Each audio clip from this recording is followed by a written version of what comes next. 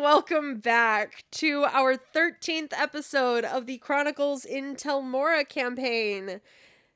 As our characters tonight, we have Ned, played by Norvin. Heyo. Bellum, played by Connor. You're a detective from Dallas, I hear. Fractal, played by Pyro. I go by Tina Abalone. And Sutha, played by Nito. What, Oliver? I got nothing. That's it. Thank God. He's dead.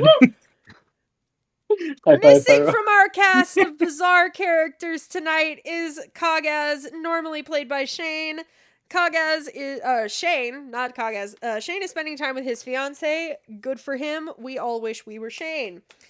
But instead, Fucking ow. It's earned for what we just said. You just got caught in the crossfire. Instead, I'm including myself in that, guys. There's been a murder. We need a detective now. There is also nope. I'm so sorry that this is going to be the running joke, Liv. I'm so sorry for every mystery you put in front of us. And just, see if I can find someone.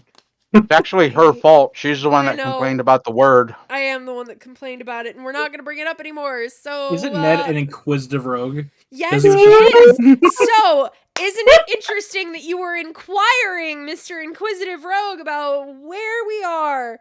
When last we left off, our adventurers had traveled from Bellum's Grove in the mountains south of Vandor Carolora to the city of Isolon. And when we last left our characters, they were just cresting over the edge of a slight rise in the land, a small hill.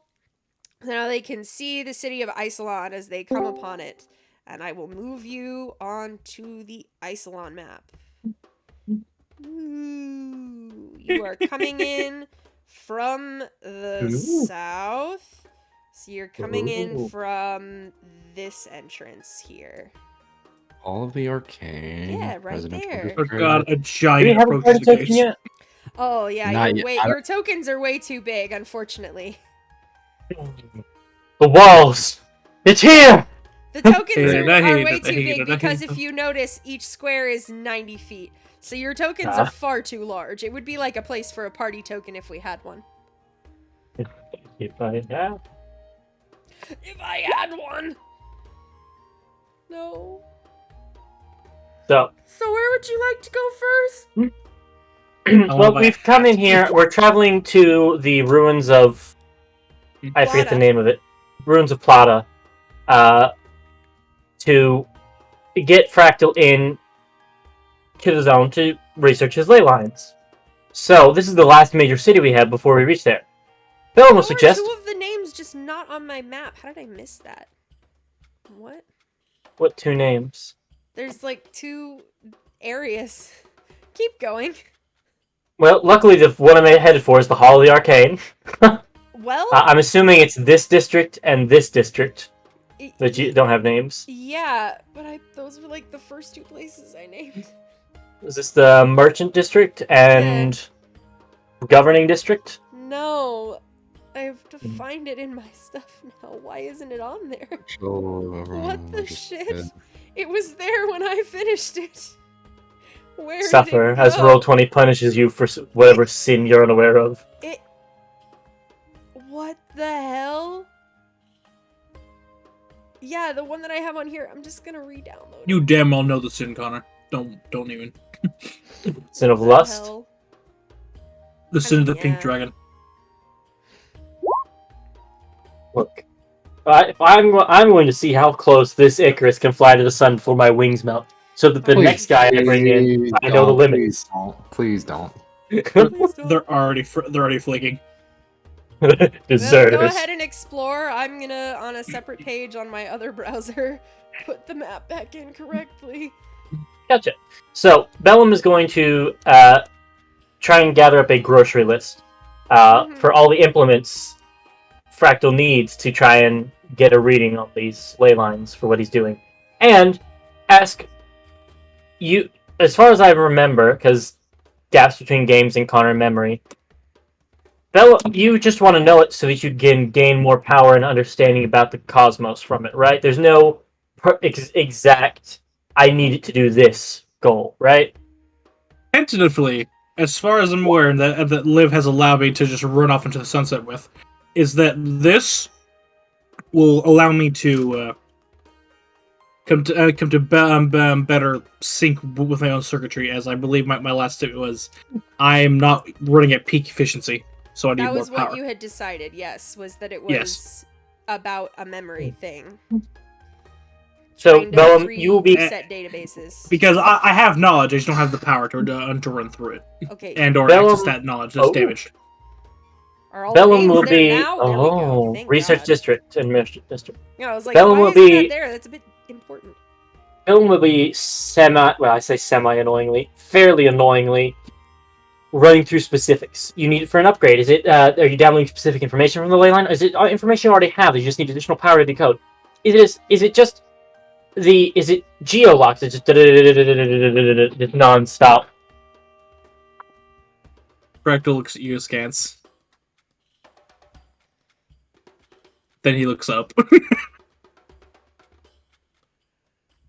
Then he's like, it changes the type of apparatus we need to prepare for. Downloading, uploading, interfacing.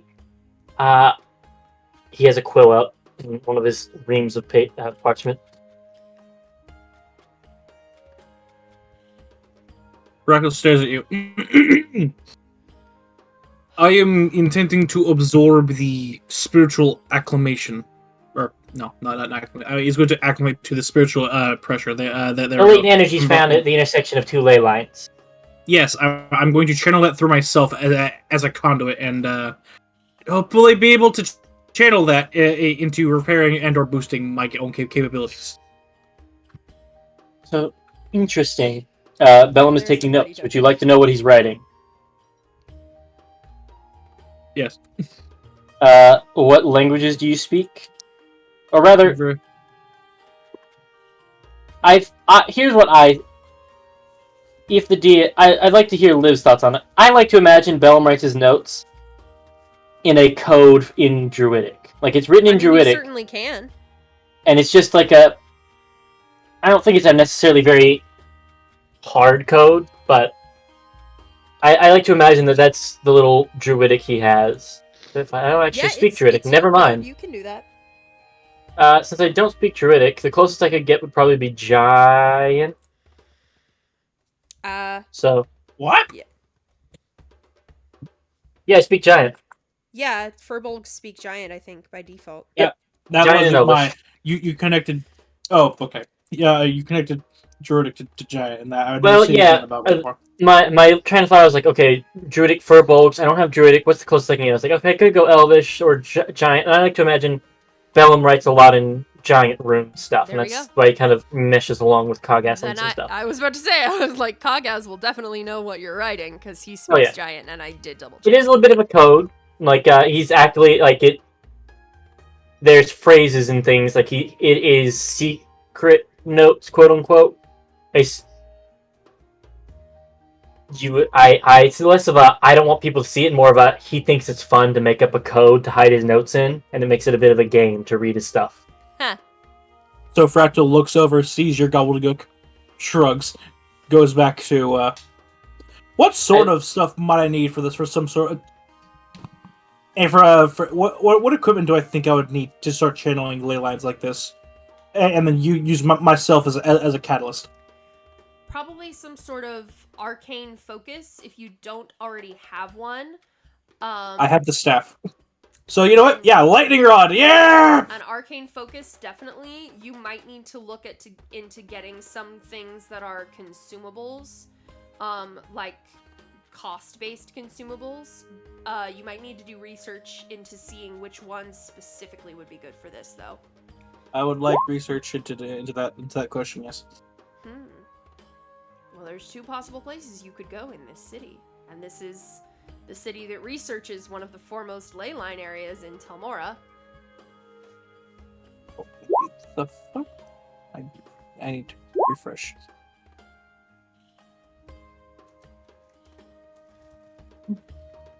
There we go. I'm going to assume the research district, so Fractal's going to start wandering his gigantic ass over there. There we go. Am I stopped at the gates? Go to people. Bellum would escort you, just assuring you that things are going to be fine, but also you are not like stopped. None of you are stopped. It's daytime, so the gates are not closed. You gather that the city is fairly open during the day, and that it really only is closed for safety reasons at night. I would like to try and help Fractals. Oh, go ahead. Fractals. No. It was a bit. Go ahead. I would like to try and help Fractal's escapade by using Bellum's expertise in celestial bodies. Can he travel to the research district with Fractal, and he wants to try and do research, assuming I find a place I can, to try and find a way to draw on his knowledge of celestial bodies, divine energy in stars, etc. I mean, you can certainly research it, yeah. Yeah, Fractal better, will and then tell you try and apply it to help better focus it. That is a section of the information he has access to. It's not his whole thing. He needs. It's pretty much. He knows the timetables.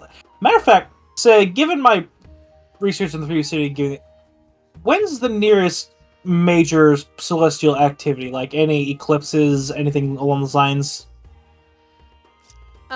When you were last doing research in Zion, you didn't notice anything on the calendars. So I don't think you would know off the top of your head, especially with things being a bit strange with how things happened with Bellum's Grove celestially.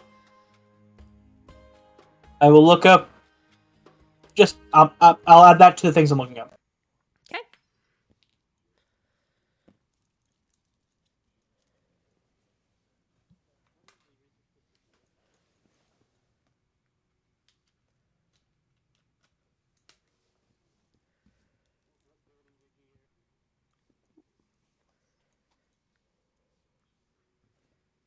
Say that again.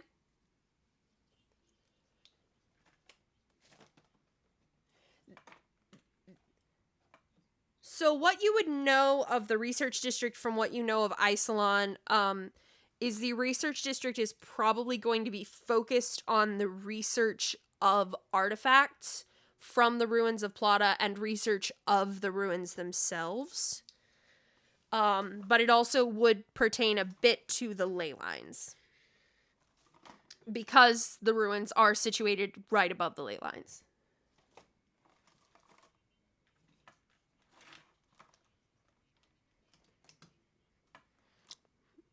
You don't know. You've never been here before.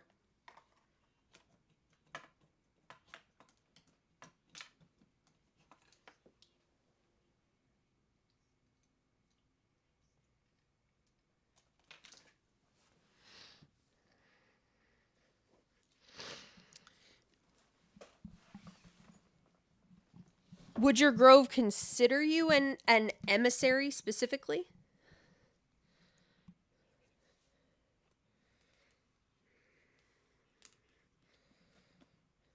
Well, yeah, but there's a difference between being the savior of a town and being the ambassador.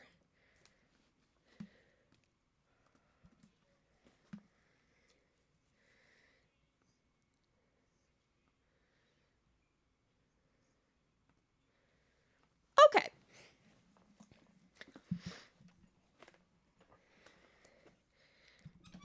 That's what I needed to hear, that it's a Bellum's belief of that. So it wouldn't be like an official symbol of an emissary, more of just something being like like basically an ID card, right? More or less. Yeah, you would have something that is distinctive. So you can make up specifically what you want it to be, but you can have something that is distinctively from your grove that people that know of it like anyone that's done trade with them, because you do have some people that have stumbled in and out of your grove. It's less of the thing about your grove being hidden is it's less of no one knows you exist and more of you're ridiculously hard to find.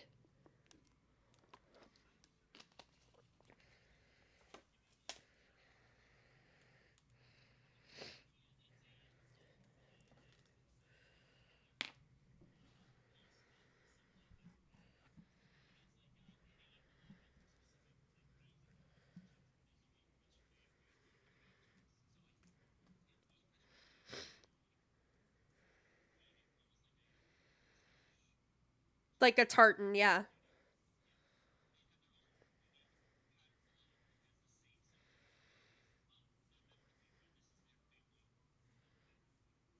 Yeah, that works. Of course. It's your family keychain.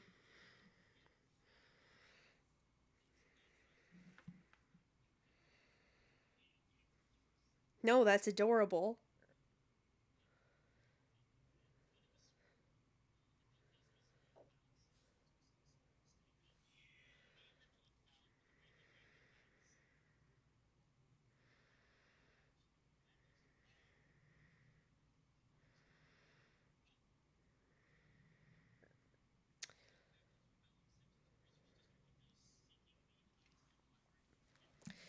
Uh, forbidden knowledge. It's more of there is a large general, like, library and research lab in this building. And then there's some smaller buildings that are, um, like a greenhouse, and a few buildings of people that live in this district, like full-time researchers and people that tend to the library and the labs. So it's kind of like going into, I'm just remembering from when I went in when I was in college, is it's very similar to the School of Music where anyone could walk into the School of Music, but like you had to have a passcode to get into the practice rooms. Um so it's similar to that where you walk into the building unimpeded. But all of the laboratories have like little arcane runes on them that you would have to try to unlock. But you see some people not pressing them in a certain pattern, but they have like a almost like a little rune, like a rock with a rune etched on it that they press against it, similar to a hotel door key. That they press against it and it opens and allows them access. You're not sure if they've reserved it or rented it, but those, as you see them opening the doors, they tend to be more lab looking than library looking. You do see some people kind of wandering around. There seems to be some sort of uh, large desk not too far from the front with a half-orc woman working there.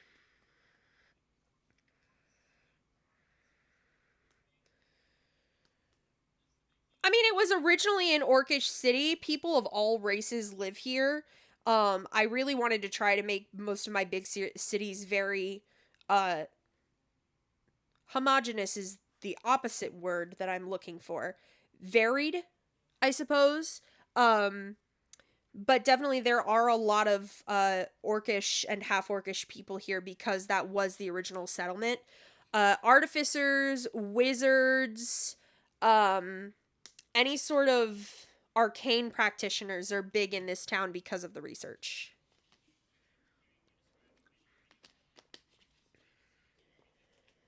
Yeah. Did anyone else? I know Ned did not go with you. Did Sutha go with them?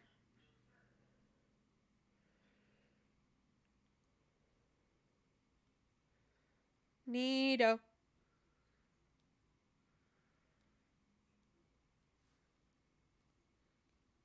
Neato?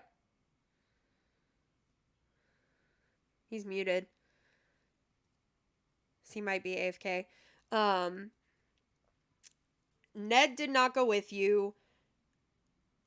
For now, I'll say that Kagaz and Sutho went with you because I haven't heard from Nito, and Kagaz isn't here, so I get to say what Kagaz does.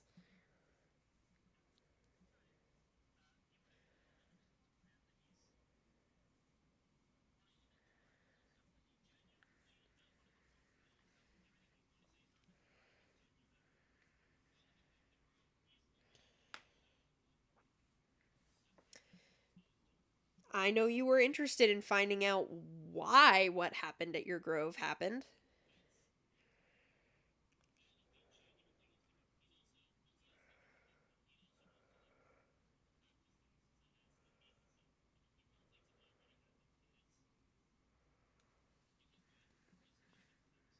Yep.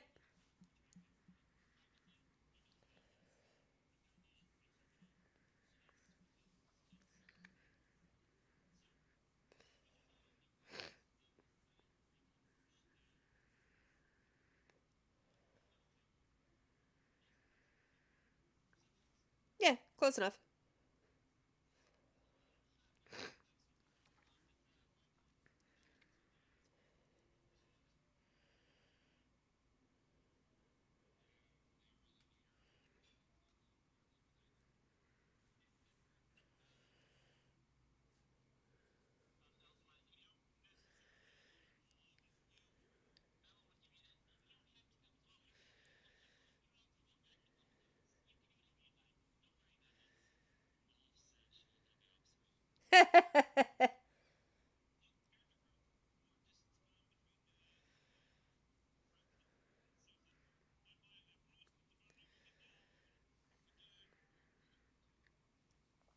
So, Sutha, where would you go?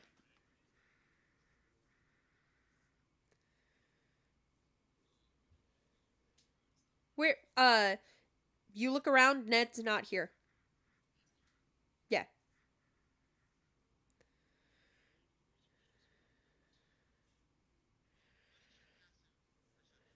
Good question. He did.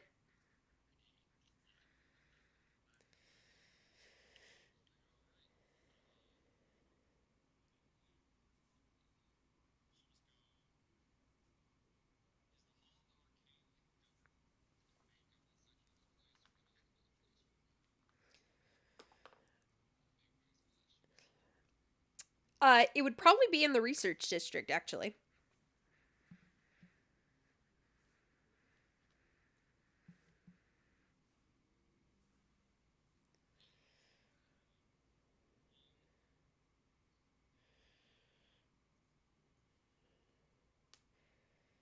You gather that the primary source of everything in this city is the research of artifacts and different things from the ruins.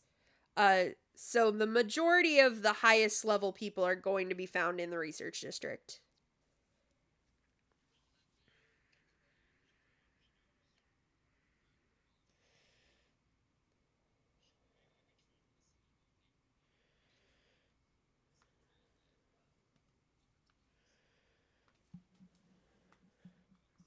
Okay.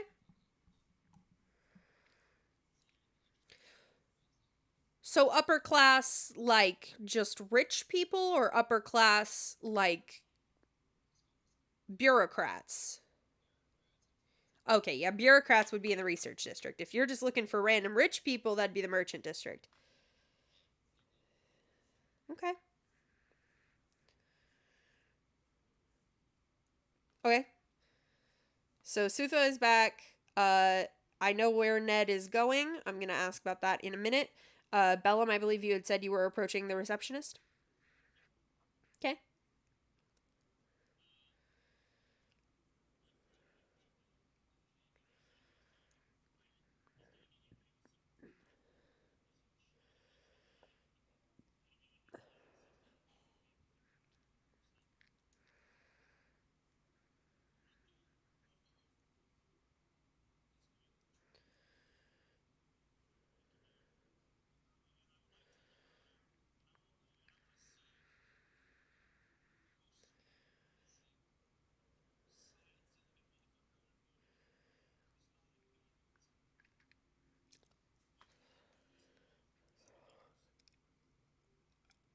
So you don't see anyone doing that because they're all in labs. This is basically a lobby.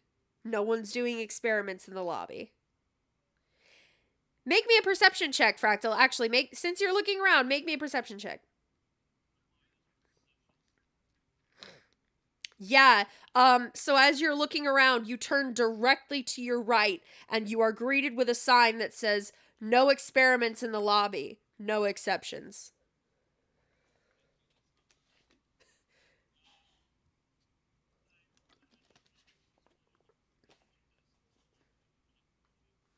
Bellum was about to approach the receptionist, yes.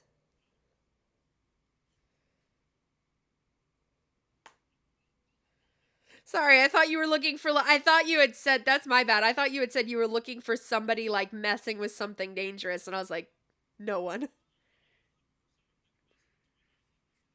Oh. Okay.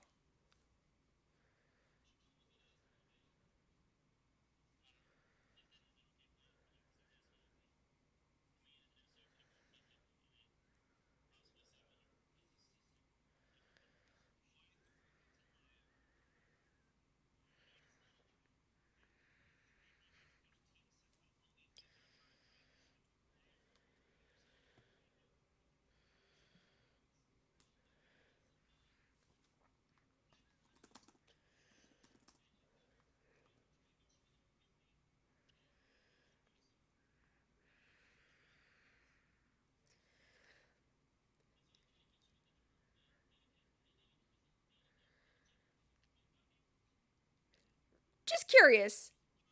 Where are you in the lobby when you're talking to each other about this? This is on the way walk over. Okay. Yeah, because it would have taken you about 5 or 6 minutes to get over there. That's why I have the scale at what I have. Is I was like, I want it to take about 6 minutes to get there. That seems like an appropriate distance.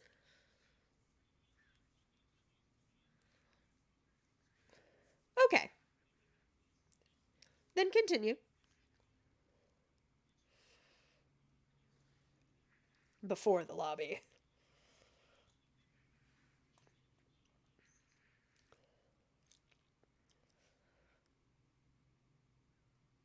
Oh. Continue then, unimpeded.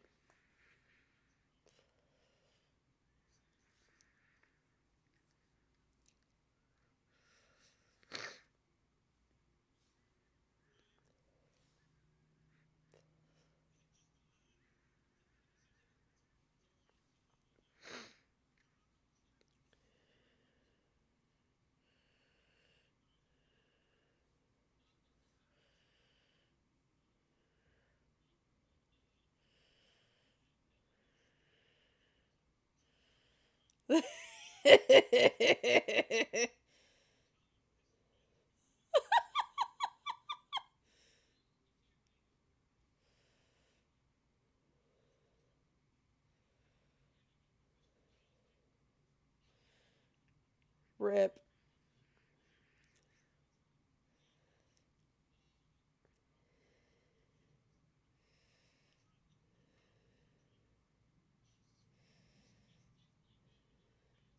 Yeah. We're allowed to criticize it.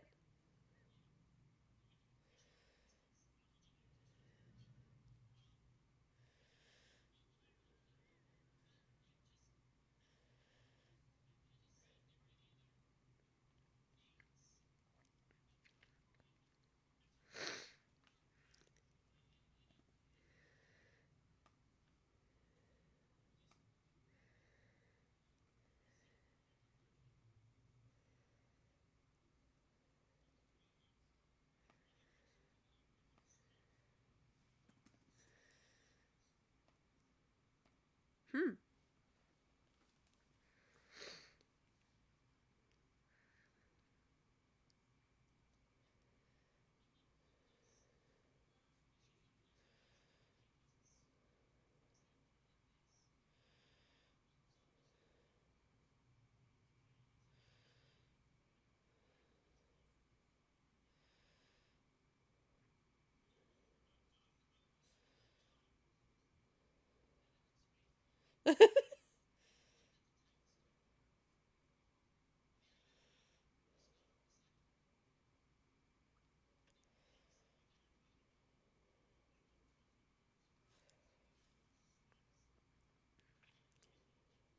I think you can.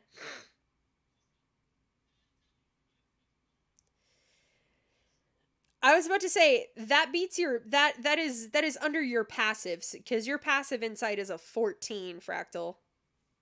So you see through it one way or another. He is absolutely bullshitting you about the Titan Stormboar. And you know this because you remember how freaked out he was about the regular Stormboar. There's no way he knew about that beforehand.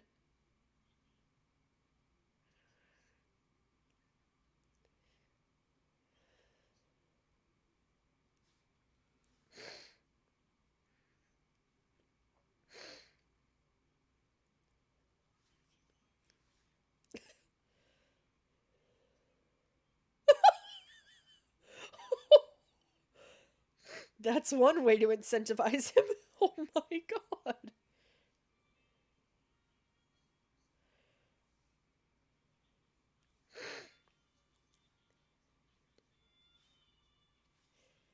Contract?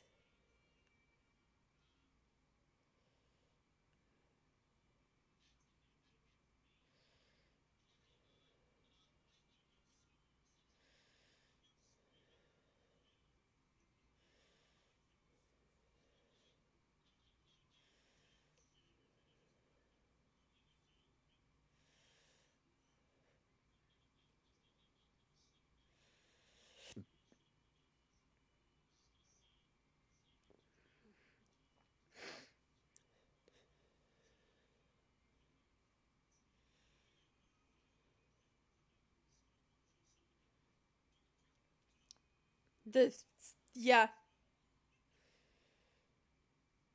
It would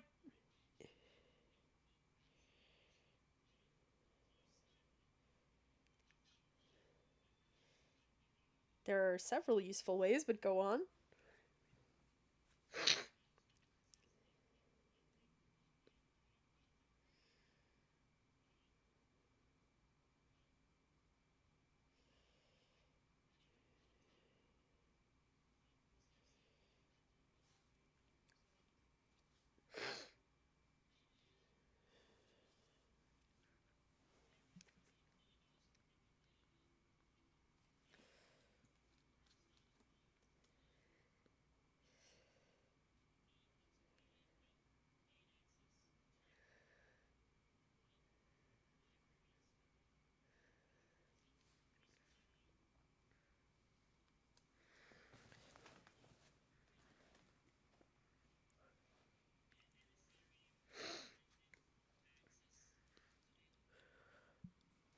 Well, that depends. Are you looking for the general library or access to more specific?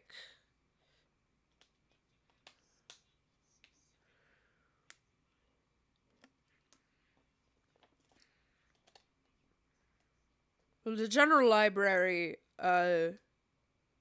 are you citizens of Isolon?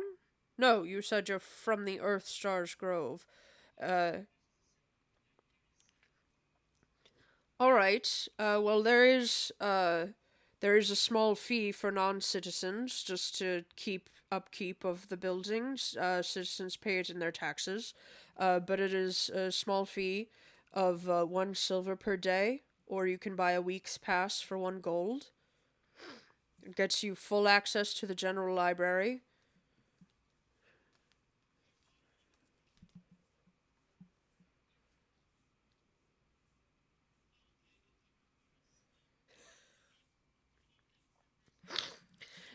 Yes, it is per person.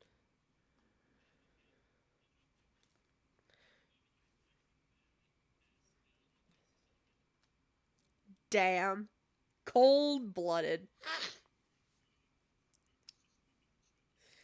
I will allow it for that. Because it'd be so funny. She scoops it and she puts it into a collection box and, she rummages under her desk for a minute and pulls out 2. Huh? No.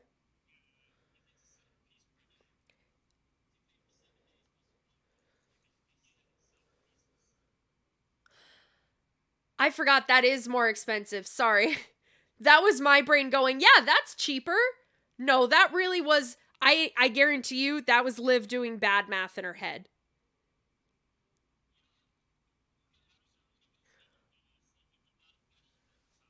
Okay, well, she would have... I don't want to make it a scam, though. I don't want to make it a scam, though. So it would have been 2 silver pieces a day and a gold for a week. Because I'm genuinely wanting it to be where it is like buying a Metro Pass versus paying every time you get on the subway. Yeah. That was literally me just going, yeah, that's cheaper. No, that was bad math.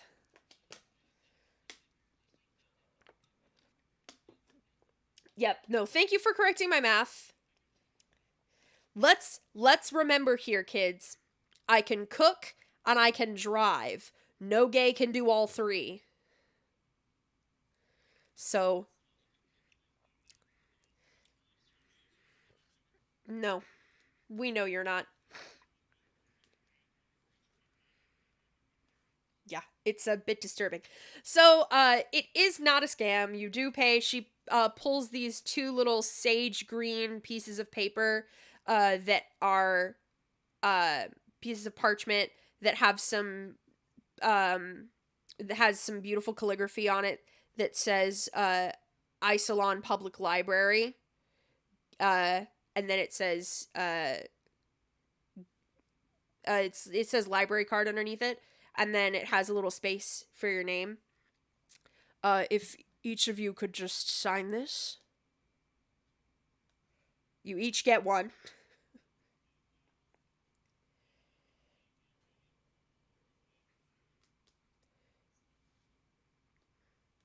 Yeah. And if that's your signature, if you could just print your name beside it or underneath it as well. That will work, thank you.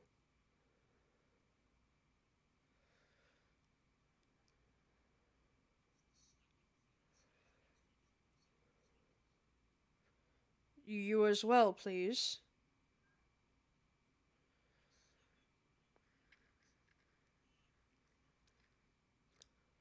So it's in runes and then common? Or the runes are in... Okay. It's basically the equivalent of, like, if you sign it, then you have to print your name under it, but if you print your name, you just print your name. Okay. Alright, thank you. And then, each of them at the bottom underneath your name says, weeks pass. And then she fills in, the dates. I'm not gonna worry about dates, because I'm bad at them. But basically, like, 7 days from now, your pass will expire. And she...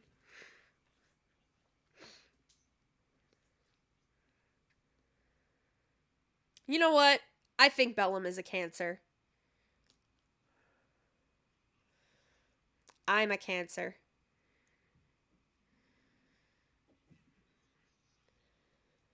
Alright, so, she passes that over.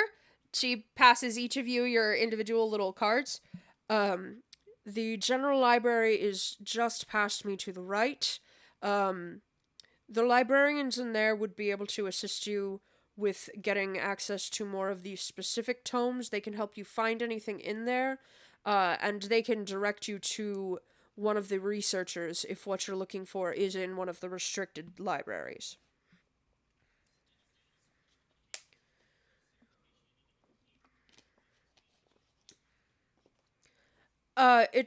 It's nothing that I have any control over or that the public side of it has any control over. It's all determined based on the directors of research that you're speaking with.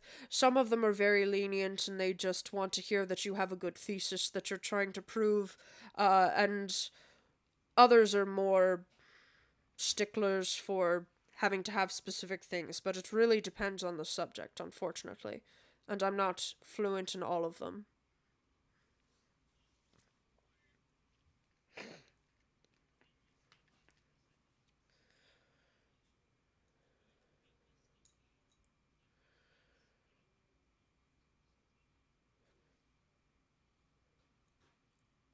A name or a subject?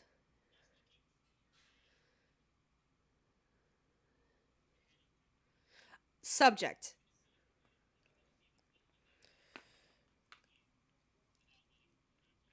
Mm.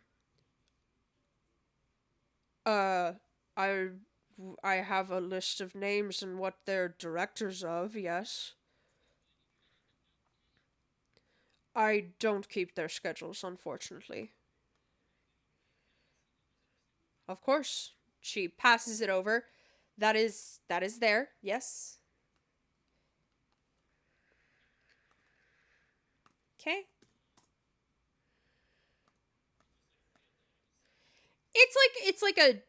It's like a sheet. It's something, it's basically, she hands you like a little booklet. It's like a directory, basically. She has no problem with that. Yep. For her, it's more of like, this is my thing and I have to keep it. But like, yeah, if you need to copy it, you can copy it.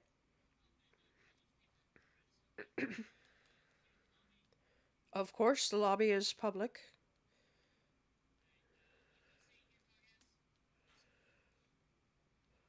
Why? I never suffer.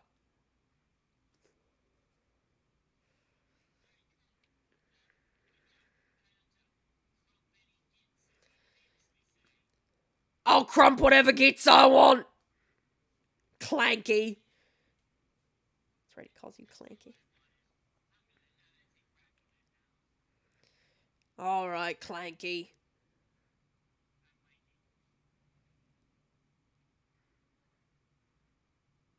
I'm not the player! Don't yell at me! You just wanted me to use the voice.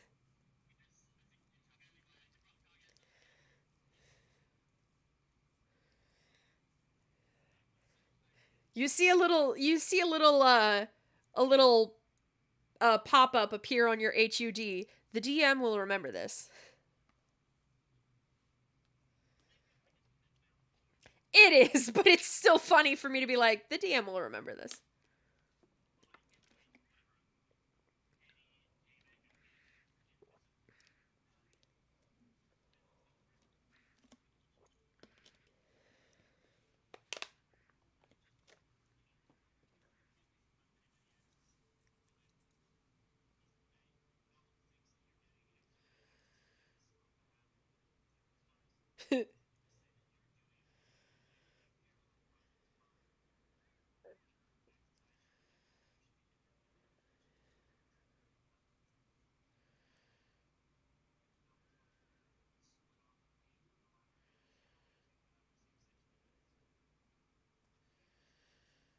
Okay, so for each of you, for me to give you some stuff, each of you tell me what is the very first thing you're looking for.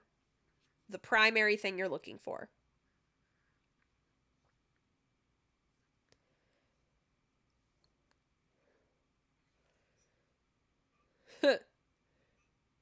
What is the primary thing, the first thing you want to look for research-wise? And then I can kind of direct you from there.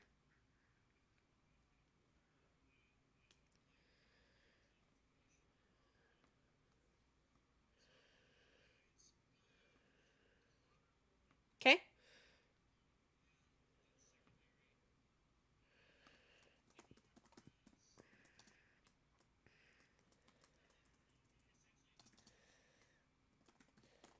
Okay, so primary info on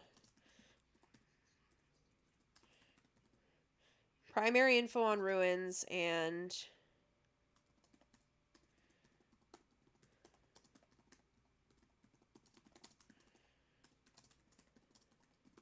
okay. And then Bellum. What are the primary things you were looking for? Fair enough.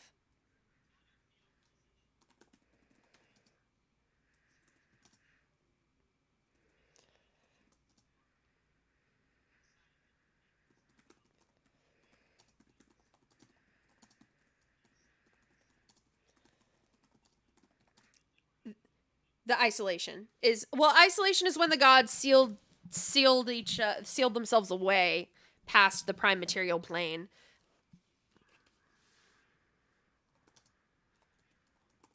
Okay. Okay. Lingering effects from the creation of the scythe.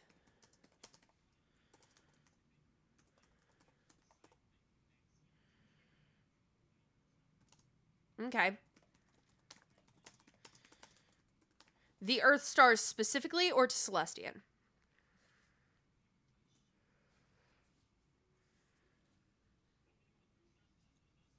Okay. Okay. Sutha, you said you were just kind of wandering around. Yeah, I was just about to get to that actually, but thank you for reminding me because I do get forgetful. So Ned, you had snuck away. Do you want me to reveal what you said you were looking for? You were looking for an information broker. Are you looking for just general gossip, available quests, or like secret seedy shit?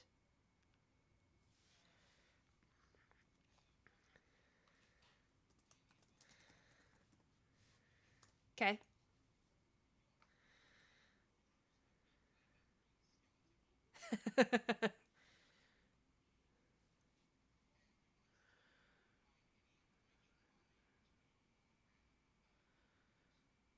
Okay.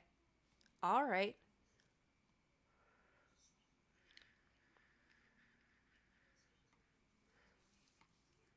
Okay, so go ahead and roll me perception or investigation, whichever you prefer, to find someone that sounds like they might uh, have that kind of information. Okay. Um, you are you travel for a minute and you find yourself in the merchant district, since that is where most people are going to congregate, is around there, around stalls talking about it.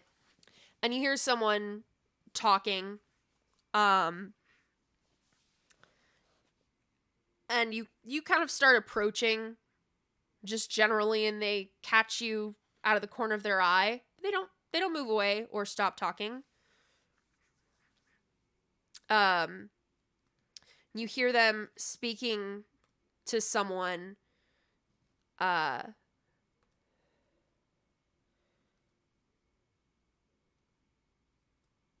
and you hear them, I'm not going to say exactly what the rumor is because I don't have it, but you hear them feeding a rumor to this person who is just eating it up that is completely utter bullshit. But they're giving you this look like, can you believe it? They're buying this.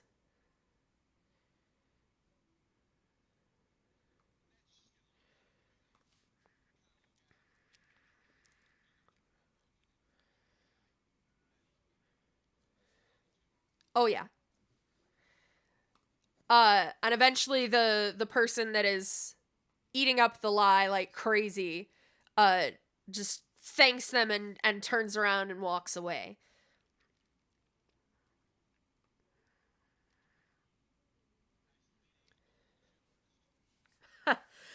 They turn and you see a male tabaxi, uh, sort of tortoise shell pattern.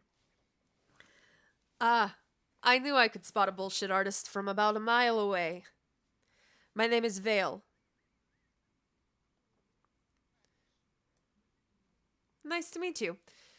So, are you looking for the real information? Or what I gave our friend?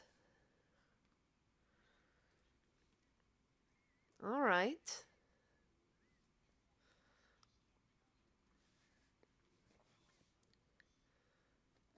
Okay.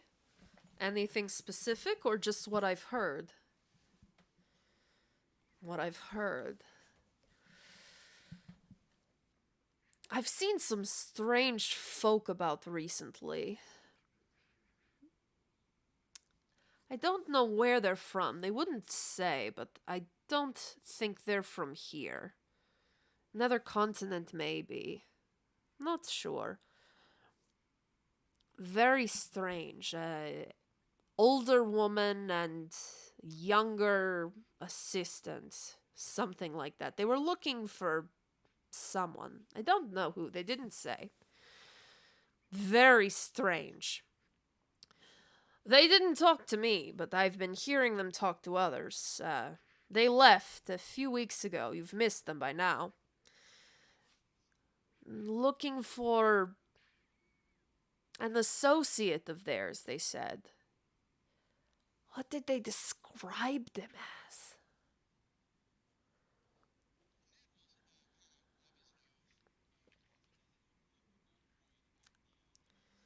The tabaxi catches it easily, pockets it. Oh, yes, I remember a little more. Now, I am telling the truth now. I didn't hear all of it. That is the God's honest truth.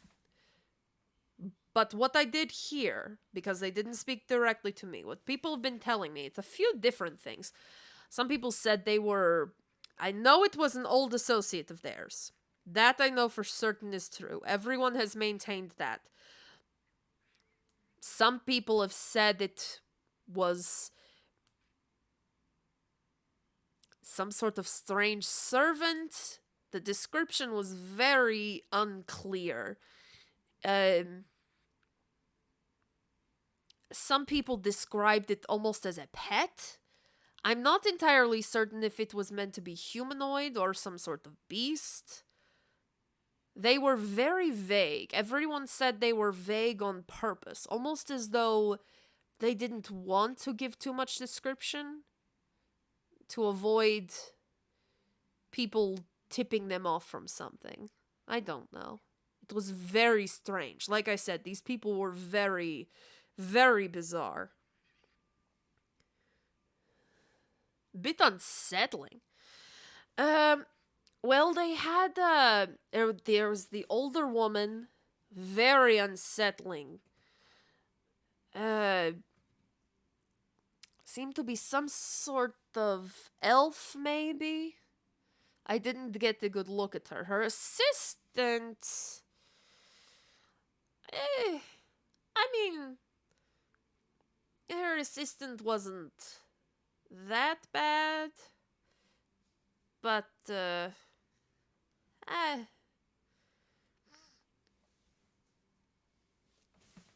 very aggressive. Oh, human, I thought. Her I saw more of. She looked very aggressive, always very angry.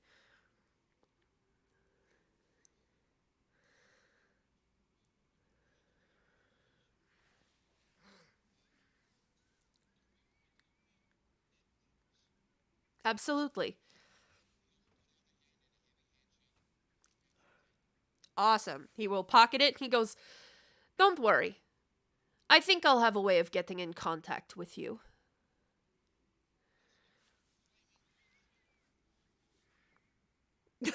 Oh, now that will be an interesting rumor to spread. Let me see how many people I can get to believe that one. All right.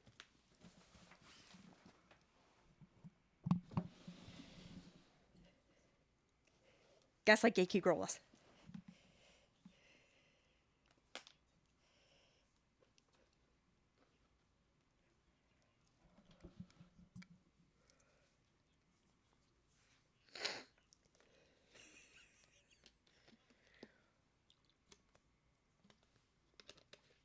Who?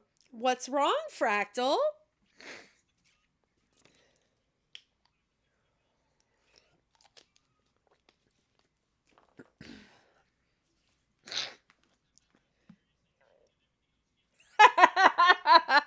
Pyro, you're missing it. Oh, of course. Listen.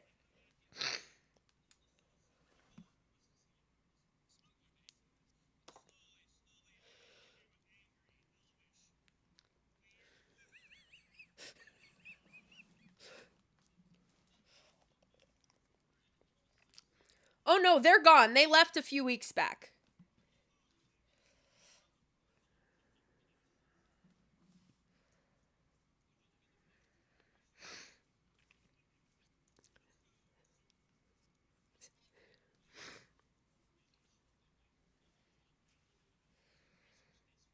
I mean, none of you actually know what the Hall of the Arcane is. You haven't been over there. No, Sutha went to the research district to listen in on the bureaucrats. So, Sutha, would you try to eavesdrop outside of one of the labs? You do notice that they're not soundproofed or anything. I will say you notice this after feeling a rumbling beneath your feet as you sit on one of the benches. You then hear a loud, muffled boom from one of the labs, inside which a light flashes a very, very light white, or light blue, sorry. And, you hear kind of muffled voices shouting. Some of them seem frustrated, some of them seem very excited.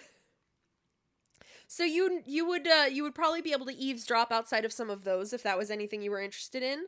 Or you could try and look around for people that may be discussing policies or local goings on.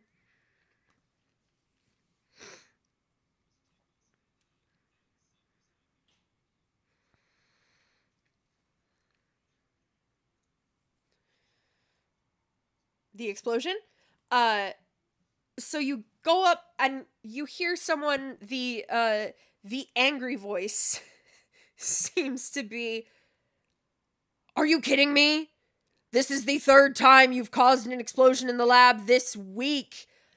Well, I'm sorry, but I needed to test this. It's a very volatile substance. I don't know what else you expect me to do." This is the excited voice and they do not sound sorry at all. They sound very excited that another explosion has happened. "It's results! It's something! I mean, we have been testing this strange substance for months now, and until you let me start poking at it, we hadn't gotten anything. 3 explosions in a week is more than all of your other assistants have gotten in months. What do you have to say about that?" You can't quite make out the indistinct grumbling, and you gather that the assistant probably cannot either. That is the point of it. See? It's something. I don't know what else you want from me.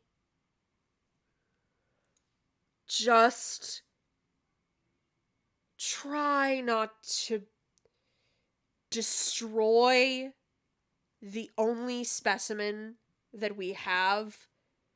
We have people looking for more, but so far, none of them have been able to find it.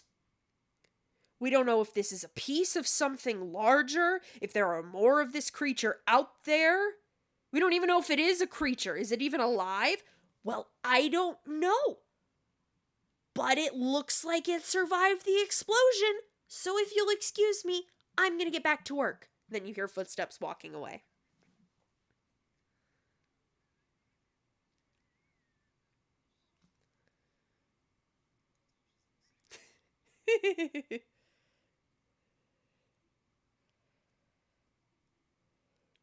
So do you look around are you looking for like bureaucrats or local rumors type stuff now?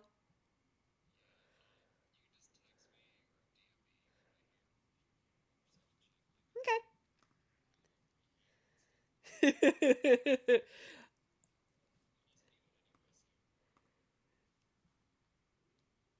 Well, I mean, if you wanted to look at anything else, you could definitely.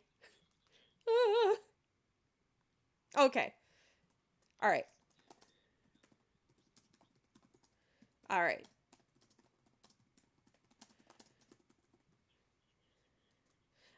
Yes. Both of you would need investigation checks because you're looking through books looking for. Okay. Yeah. Yeah, you can always just tap yourself on the head. Yeah. Yeah, yeah. All right. So let me just remind myself. The first thing you're looking for is scientific papers about lingering effects from the creation of the scythe. the primary thing that the majority of the papers talk about is the fact that nothing can be grown in the actual ground of the scythe. Nothing grows. That is the primary thing that is researched about the scythe, is nothing grows in the scythe except for the dead trees in the Warpwood necropolis that have stood and have continued to grow and have gotten larger over the centuries since the isolation, but they never grow leaves or fruit. But other than that, nothing else grows in the soil. You can grow things like if you had a greenhouse in the city, or if you brought soil from somewhere else, then you could grow things there. That's how you have well, Iceland is not in the scythe, so you can grow stuff here. But like if you brought soil or something else, but if you tried to actually dig a hole in the actual ground of the scythe and plant something, it would never grow. That is the primary phenomenon that you believe was caused by, that most people believe was caused not by Ioun's wounding, but by Pelor's destruction and weakening of the Chained Oblivion and his binding in that spot. That much raw destructive power, and that coupled with because the Chained Oblivion isn't exactly malice, it's more of absence. So that amount of destruction, along with that amount of negative everything, entropy is the word I'm looking for, I believe, kind of created a perfect storm of nothing grows. So the Warpwood Necropolis has also been studied. The trees, what people have determined through the D&D version of essentially carbon dating is that the trees were there before the scythe was carved, is what people call it, because essentially it was carved out by the attack. So the trees were there before and just remained. But they've continued to grow larger the way that trees normally would, but they never sprout leaves or drop them, and they never produce fruit or seeds.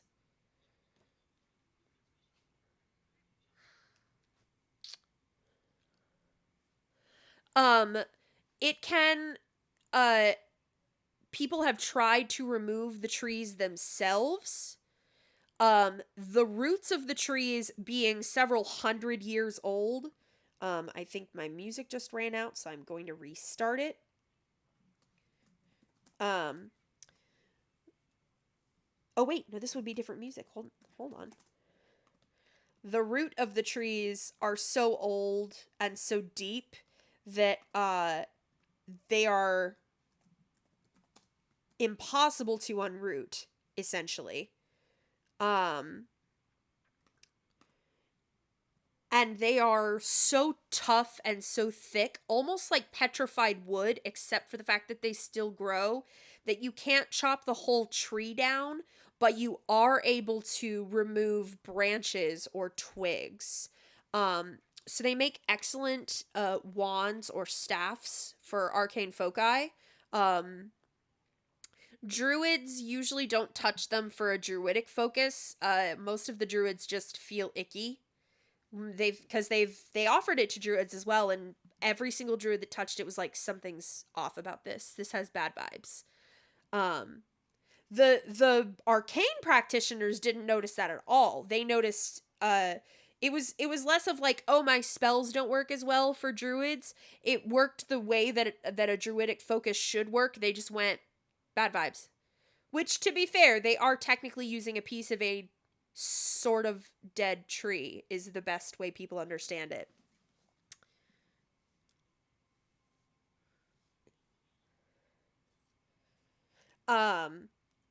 So it doesn't have any special effects when it's burned, like if people chop down logs to use for a campfire,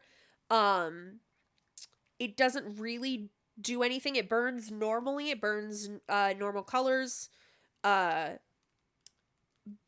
But people that are said to either, like, some people will make tea from the bark, or people that specifically will try to inhale the smoke rather than just letting it be an ambient thing, they're said to have strange visions in their dreams. What it is tends to differ, but it's usually strange and somewhat disturbing. Yeah. Let me see. What else with the scythe? Yeah. I've connected the 2 dots. I've connected the 2 dots. You haven't connected shit. I've connected them. Let me see what else. Yeah. Let me see what else is in the scythe. Yeah. Absolutely. Yeah. People have tried to draw conclusions about the waterfall that kind of flows from above the scythe very close to the Warpwood necropolis, believing that might be able to help it.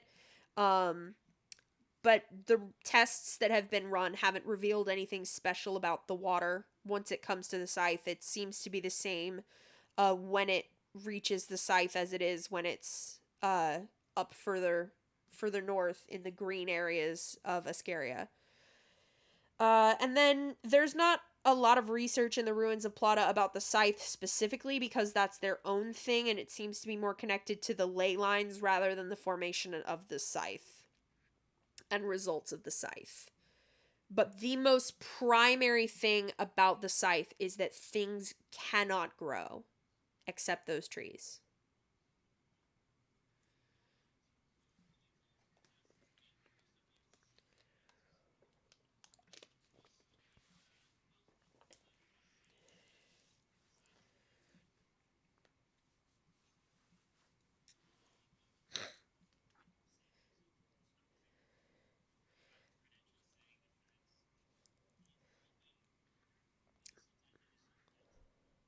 Okay. You approach a young bookish man. Yeah, you approach a young bookish man that's in that section that's kind of walking around with like a reshelving cart. It has a little sign on it that says, "Please leave me here. Don't reshelve me yourself." Everyone knows not to reshelve your own books at a library. Hopefully. Don't do that. That's how librarians know that they're getting read. Put them back on the carts. So you stop him and you ask him this. He goes, "Oh, that's not my department. That's the Department of Botany. Oh. I have a class with that professor, in just a few minutes, actually. I was just finishing my shift, was about to put this cart back for the next person. I can... well, it's not in the building, actually. It's at the hall. Yeah, the school. You're not from here, are you?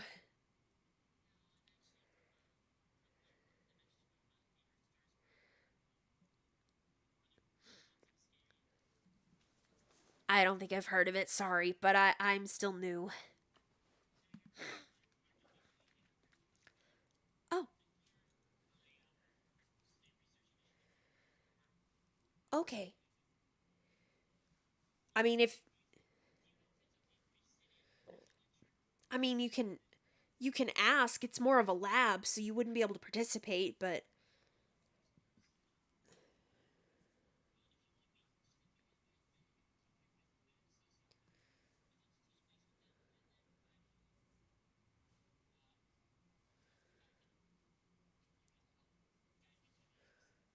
Oh, okay, just be quick. I really gotta go.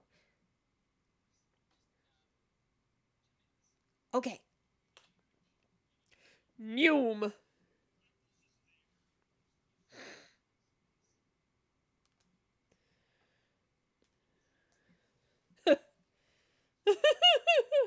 Buddy.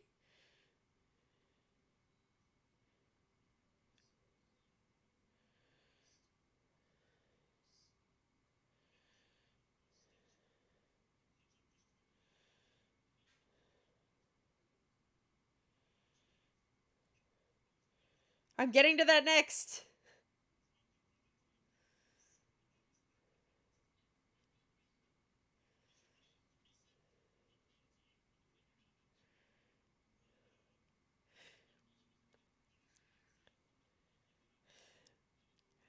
You were literally going to be next after he went to the class.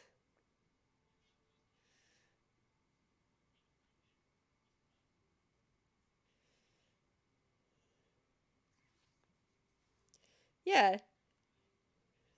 Yeah, you also hadn't made your investigation check yet. You could have been peeing again.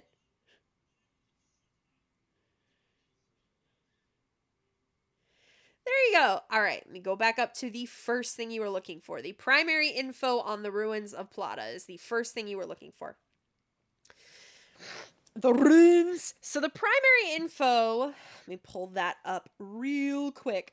So the ruins of Plata are the remnants of an ancient civilization on the continent of Iscaria.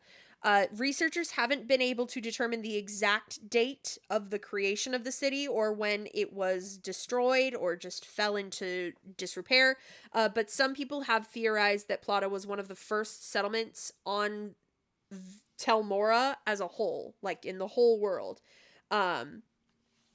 You know that it sits essentially right on top of the hotspot of the ley line on the western coast of Iscaria.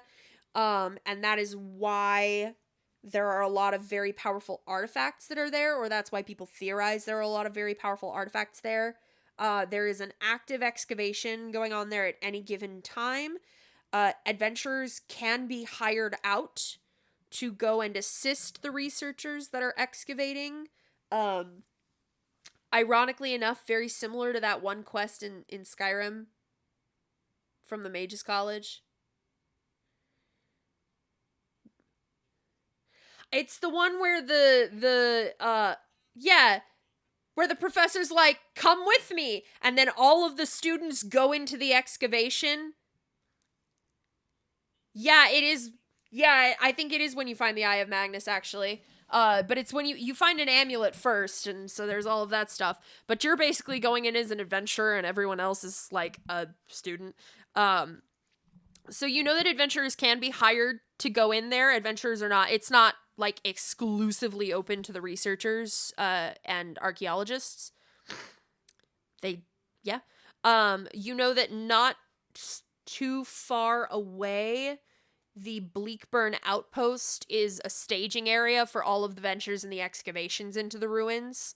So it's basically it's close enough that it's where any like big equipment would need to be if it's something that they need to test before they take it into Isolon proper for safety measures. That's where things go. There are some strange creatures that are rumored to be found in the ruins proper. More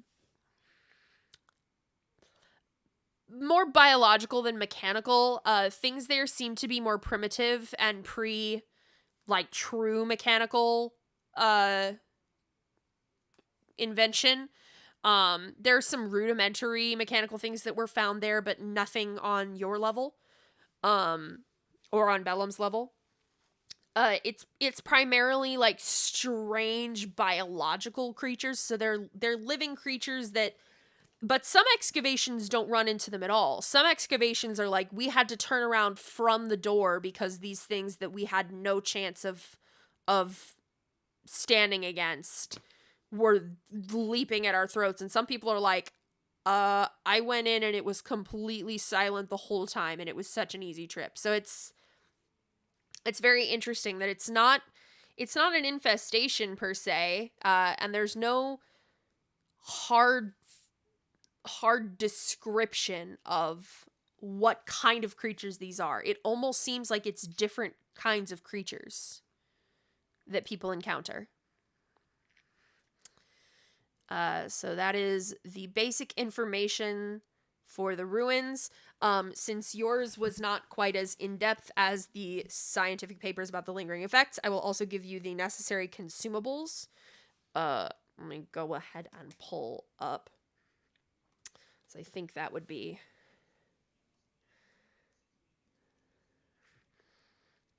Is that still an old... Do I have to update your token every single time that you update yours? I thought I did. Well, hold on. Let me open your sheet real quick. Too late. Remove. Use. Save. Okay, hold on. Okay, delete. Okay, I think it's better. Okay, now you're correct. Let me see real quick.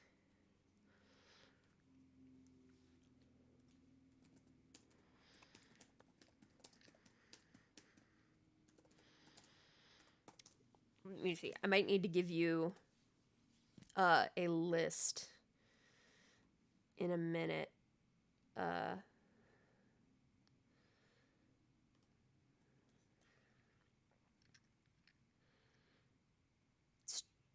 Yeah, it is. Too late.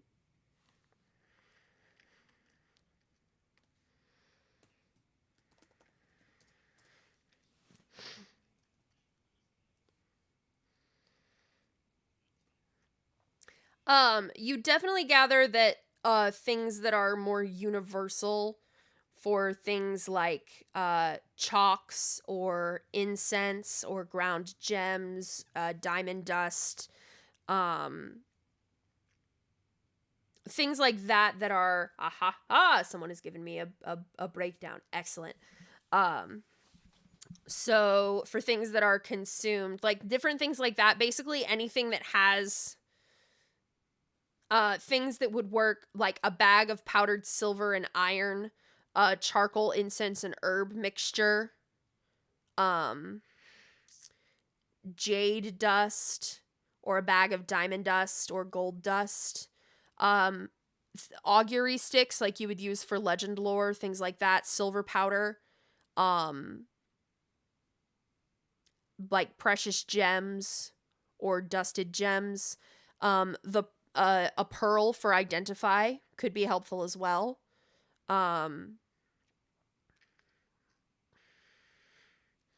Yeah, something like that. Like, like if you have like something specific, like those tools that are used every time, the ones that are a one-time purchase for legend lore, like something like that. Anything that is basically anything that is those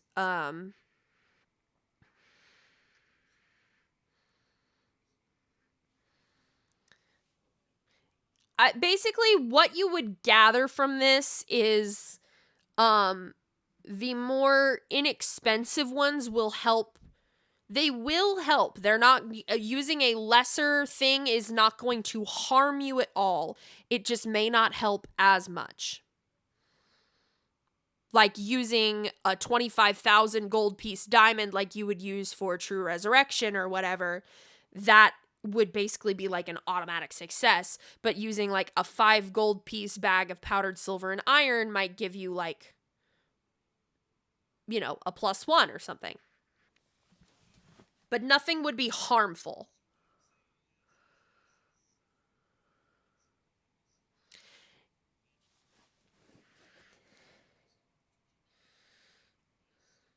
Possibly. That would give a bigger boost than something very simple like the bag of powdered silver and iron, or like the fine familiar charcoal, incense, and herb mixture. Yeah. Yes. So something with that kind of value that's consumable, something like that. But I will tell you for free that anything you pick, nothing is going to harm it at all. There is nothing that would add a disadvantage or a negative. All it would do is give you bonuses. So if you go cheaper, it's just a smaller bonus. You don't have to worry about something being cheap being a detriment.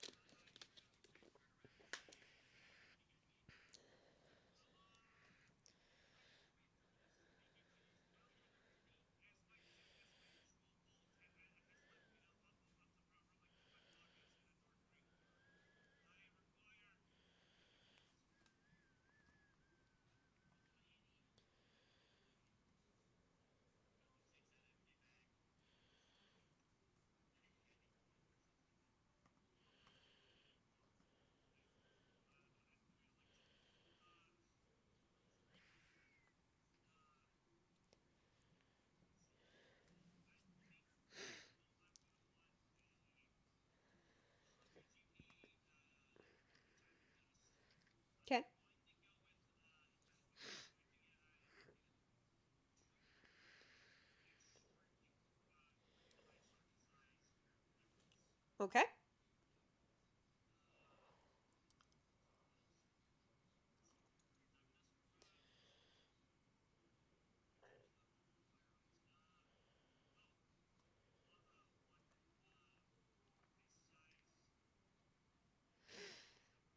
Okay.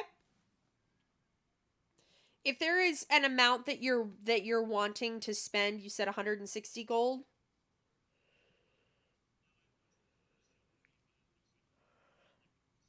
Okay. You said eyeball-sized emeralds.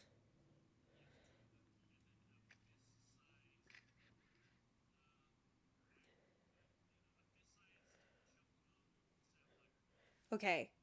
I'm bad at pricing things. So the first thing I'm going to price is the emeralds would be what, 10 gold a piece?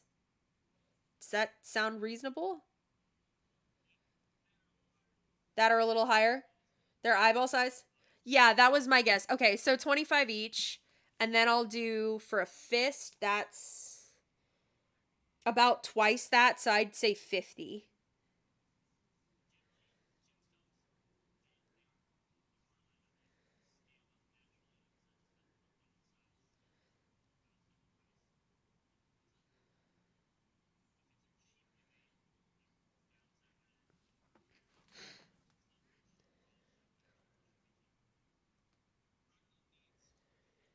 Yeah. I'll say it's 75. I'll say it's 75 for a fist size.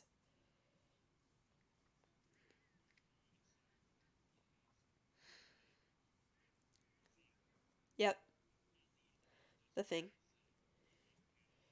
Brain pan. How much? Because diamond dust is just a an amount. You pick how much you want of it. Okay. Yeah. Okay. Yeah, 100 GP would definitely be enough for that.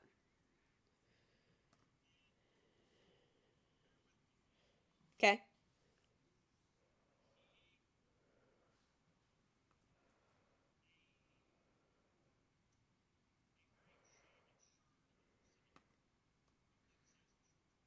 Roughly the size of a short sword. So like skinny. Oh, okay. Obsidian is okay. Obsidian is going to be cheaper because it's not a gem. Let me Google real quick. How rare is obsidian?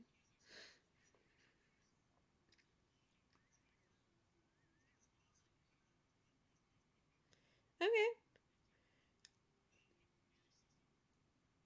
Sounds like obsidian is not crazy rare. So I'll say that's cheaper. Uh so for the short sword, it's probably about a foot long, I would guess, for a short sword. Length. Right.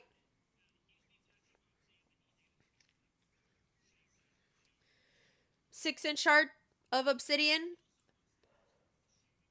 I'd say that'd be about 25 gold for the 6-inch shard. Because it's not as expensive.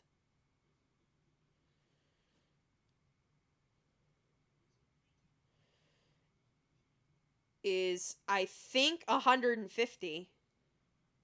Because there were 225 eyes. 25 for the obsidian and 75. Oh no, 250 because you also have 100 of the diamond dust. Yeah.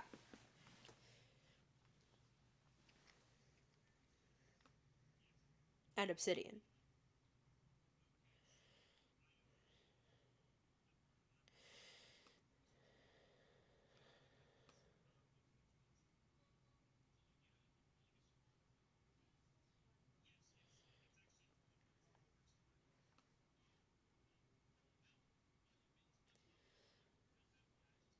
Yes. Yep.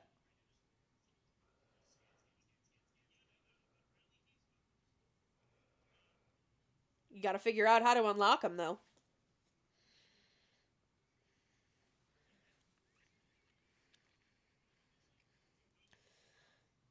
It's a good question.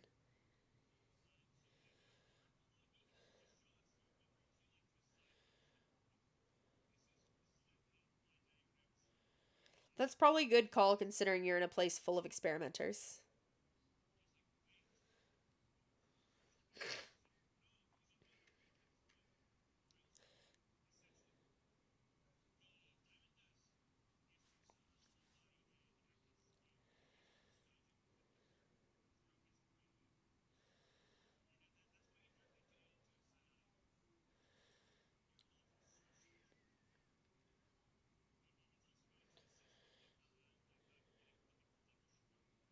Thunderstruck.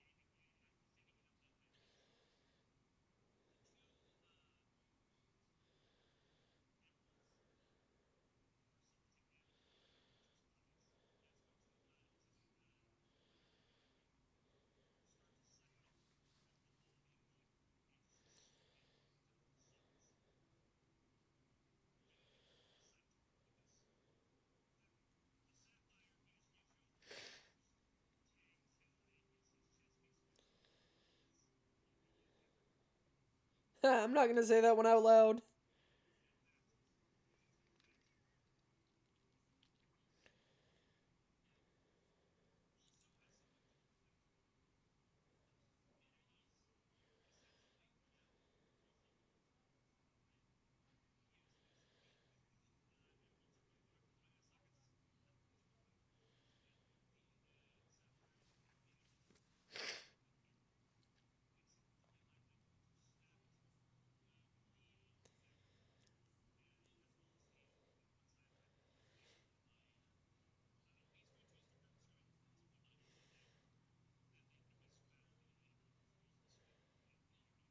That is fucking unhinged. I love it.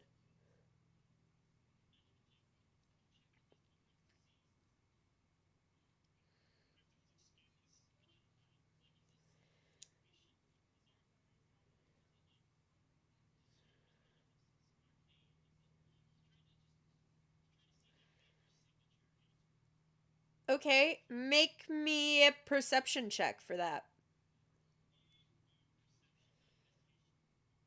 No, sorry, investigation. Yeah, that would be investigation. Because you're looking it over. He looks at me, and I look at him.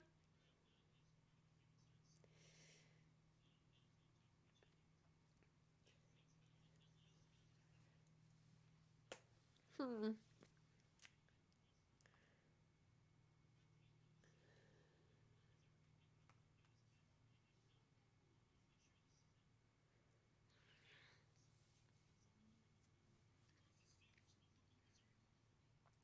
You don't notice any like ticking time bombs or the equivalent of a warforged tumor. Uh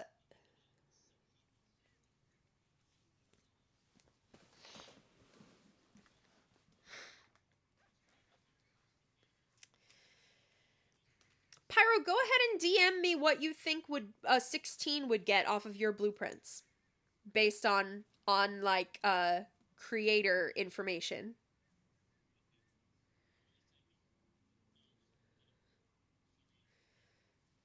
Yeah.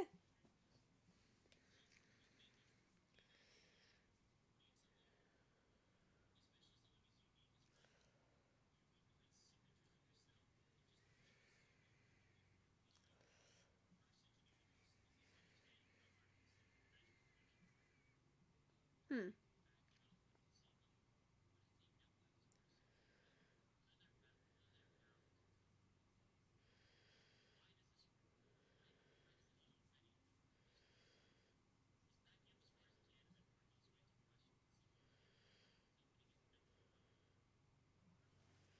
Okay.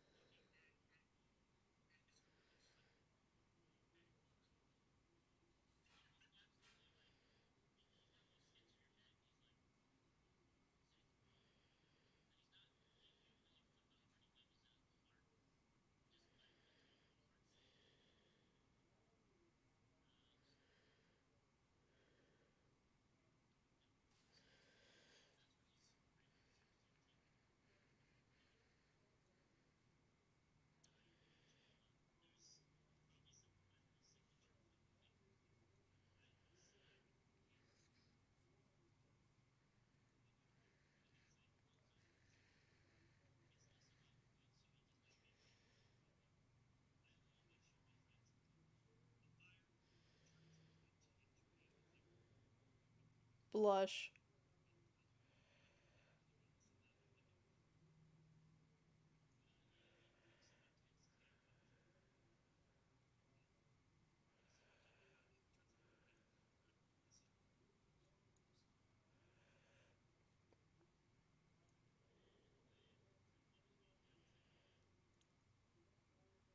We shall see. He's doing great.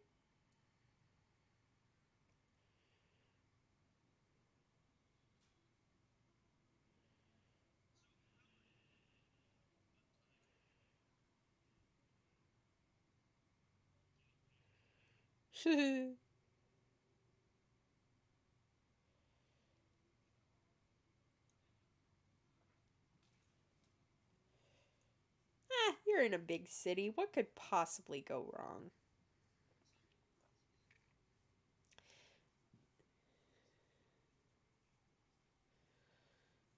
Whoa, bam!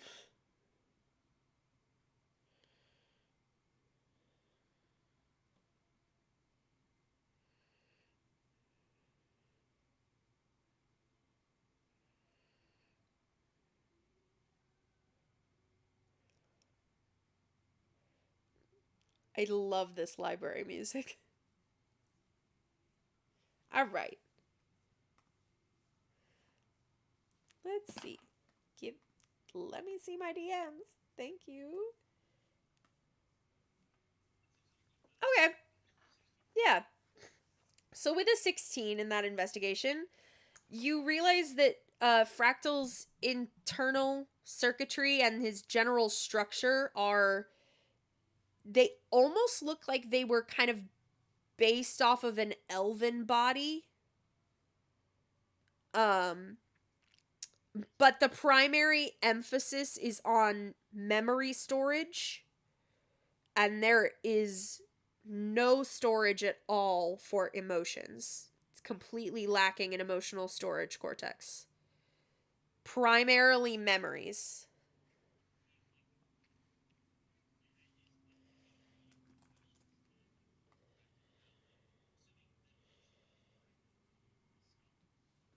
The equivalent of.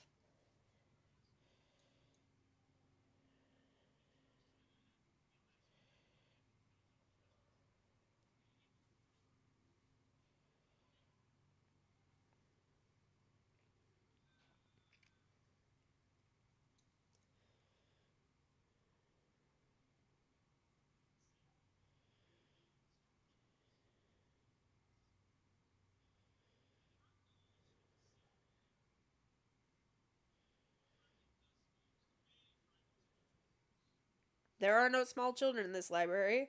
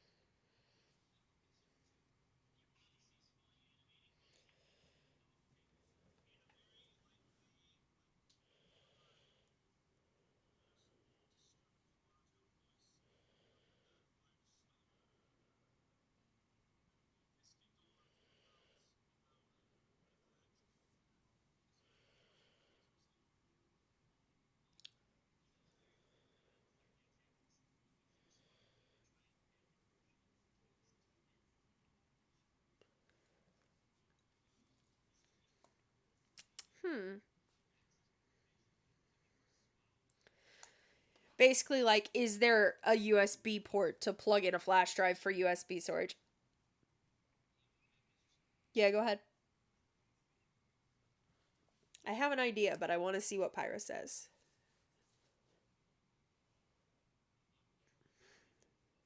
Clank, clank.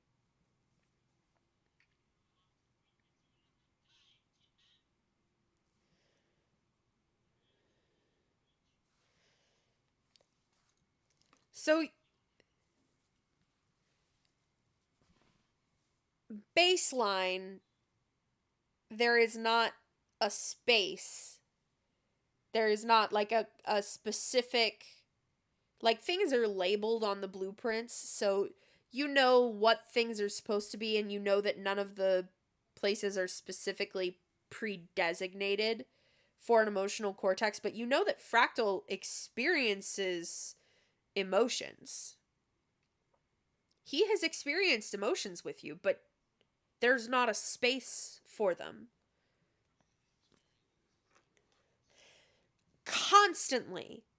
But he does experience emotions.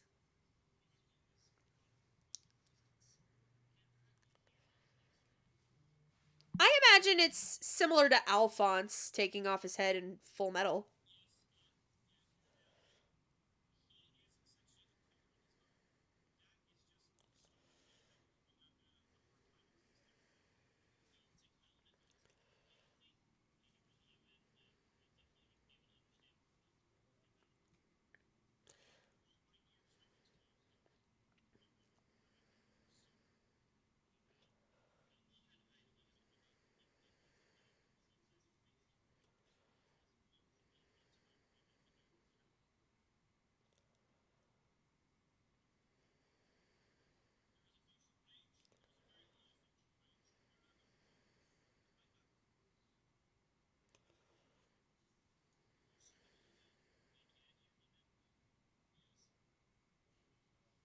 Definitely.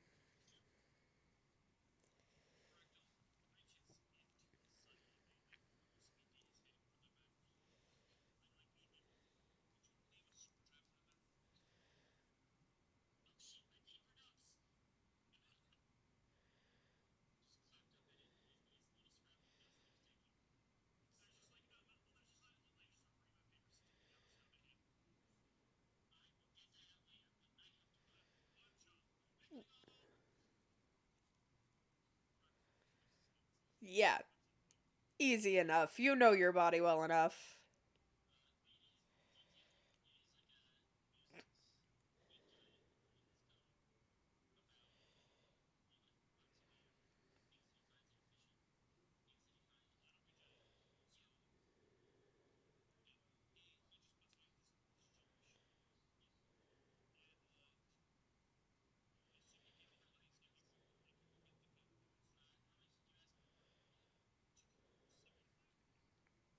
I think so.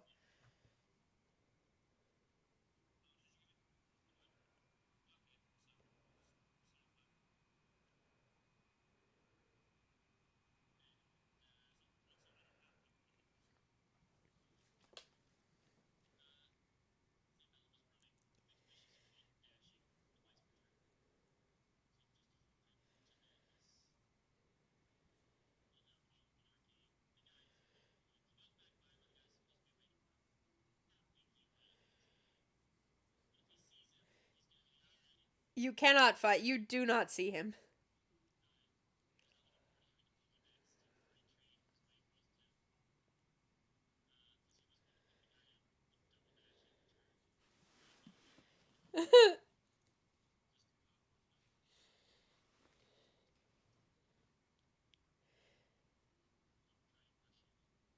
if you're running, I will basically tell you that he got off of his shift about 10 minutes before class started.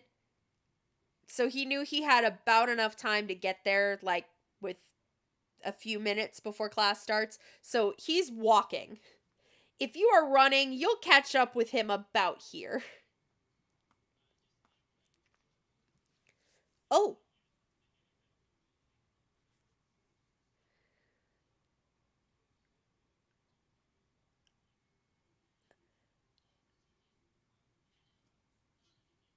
Okay. This way.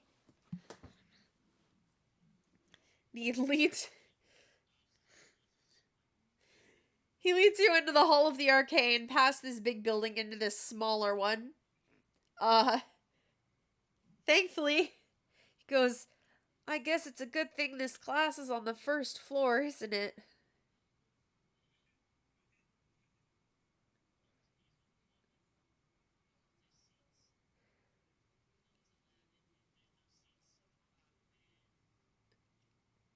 Out of character, do you not get to sit when you do a lab? Bro, your college is fucking monstrous. We got to sit in my geology lab that I took.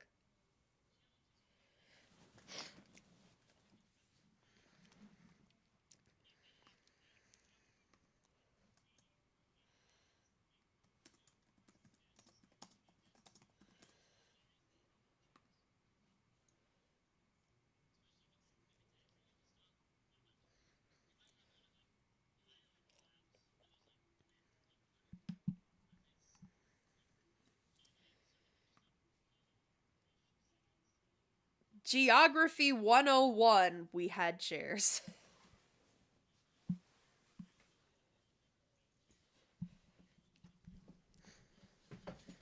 Your school is disgusting.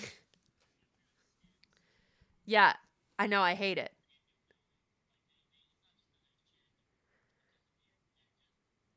That's awful.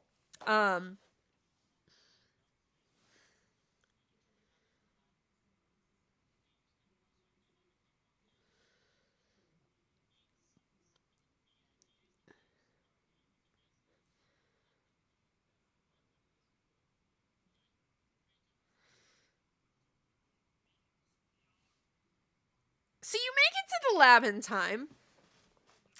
And you see the little librarian walk up to this this figure that looks to be almost made up out of bark and vines and leaves.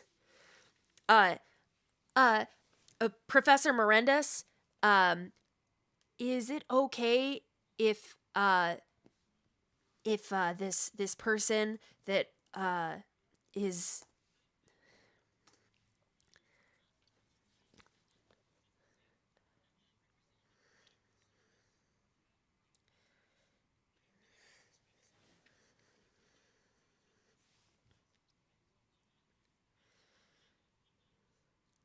So I do have to say, regretfully, I can't do this voice, but that would be so cool. But it sounds like the wind rushing through trees and bushes when he speaks. I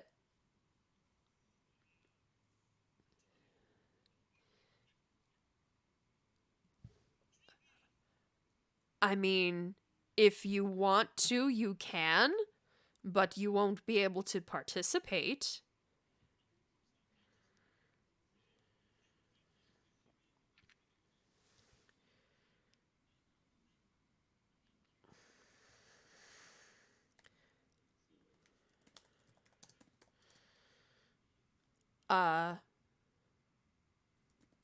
Okay.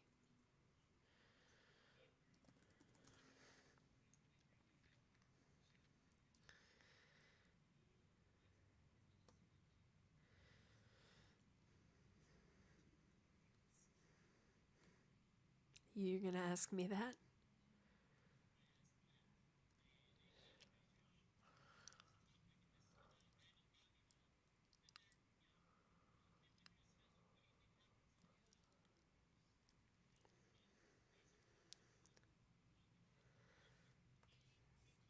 Let's see. What I learned in my botany lab class on Prezi. Let's see. What did you learn in your botany lab class? Nope.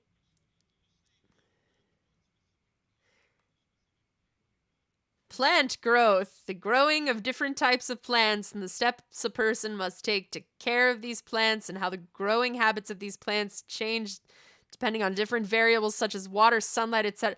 Bro, I don't know. I'm not a botanist! Experiments and mini lab courses for botany and plant physiology. Let's see. Here we go. Effects of temperature on cell respiration. It's magic botany, yeah. There you go. The effects of magical temperature on cell respiration.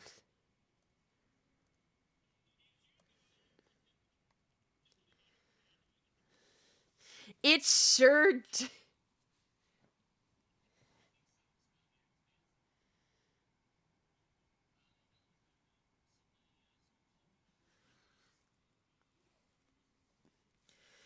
So you sit in on this several hour, 2-hour lab, 2 hours and 50 minutes, because that's how long labs are, is on the effects of temperature, both magical and mundane, on cell respiration. Roll me a D100. Do you want high or low? Okay. Okay. Okay. All right. It's a bit dry. It's a bit dry. You wanted low, so it's a bit dry, but you are still kept entertained for 82% of the lecture.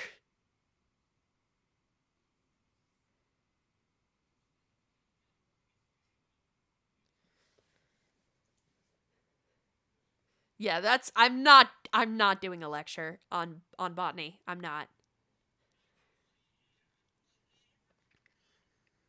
doing it.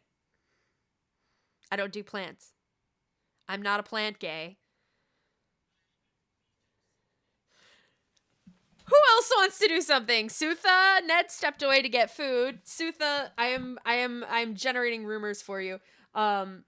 The first one and probably the primary one that you are getting, okay.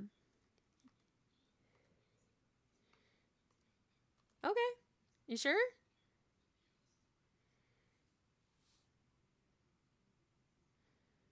I mean, a lot of people can be used. Okay. So Fractal, how you doing in the library, buddy?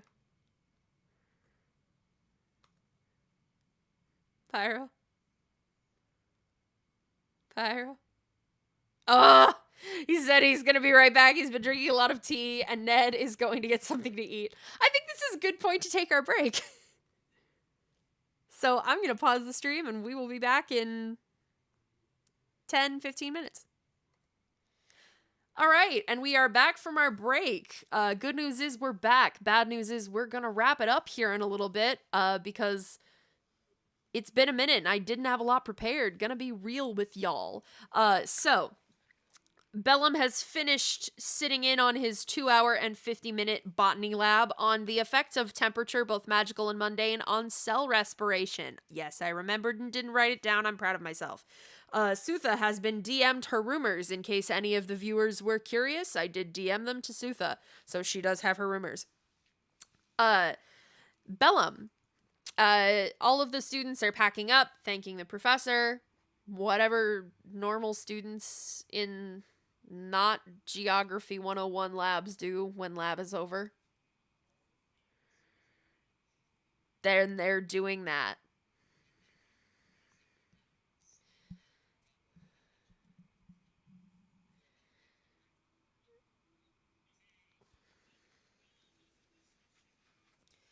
It's college. You can leave whenever you want, man. You're paying to be there. Oh, 100%.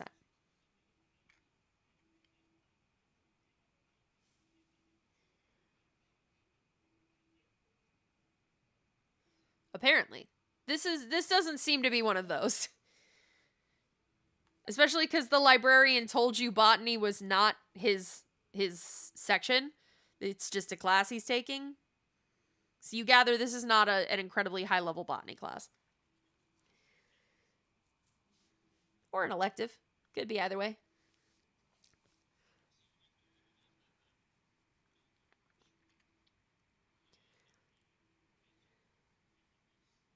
Mirandus, yes.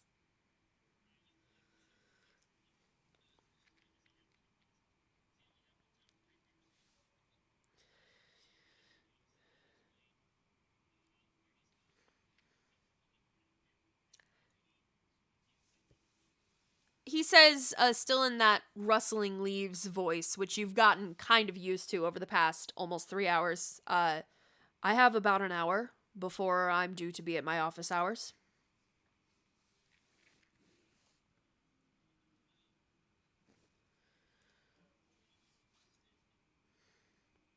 Certainly. And he leads you back to his office. It is... If you've ever been to a botany professor's office hours, I've never been, I imagine their room is full of plants. This is also a Wilden, so it's full of plants.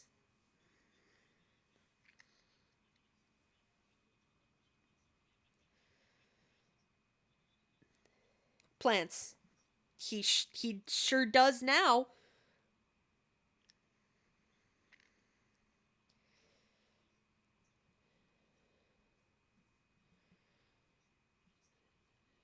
We know.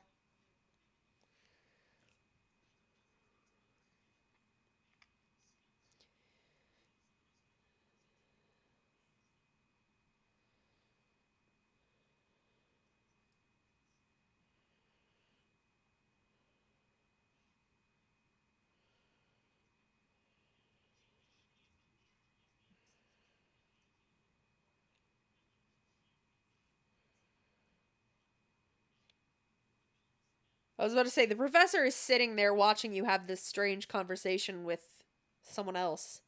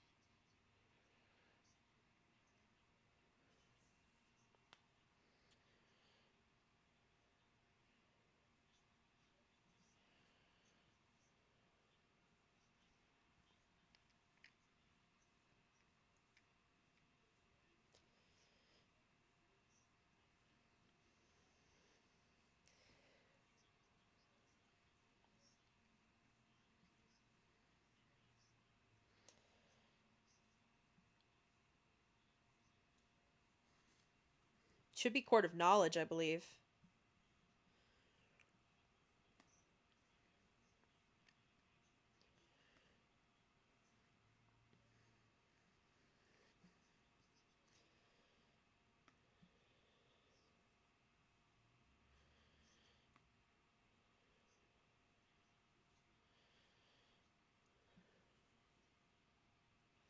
Court of Wisdom, sorry.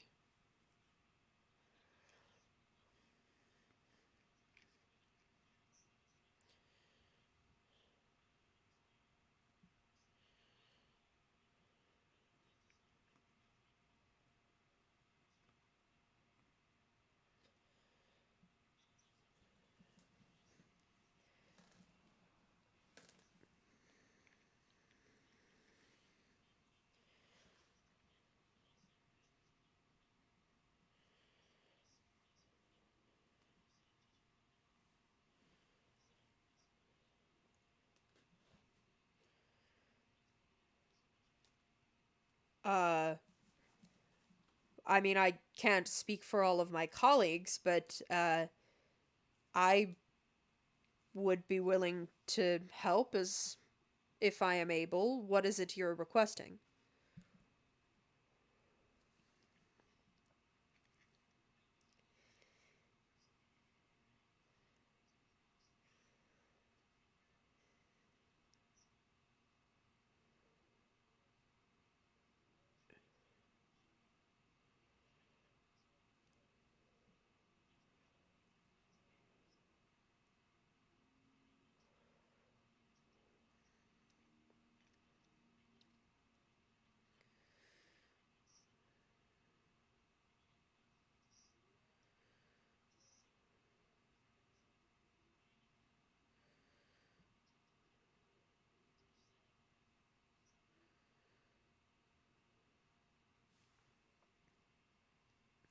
So, what exactly can I do for you?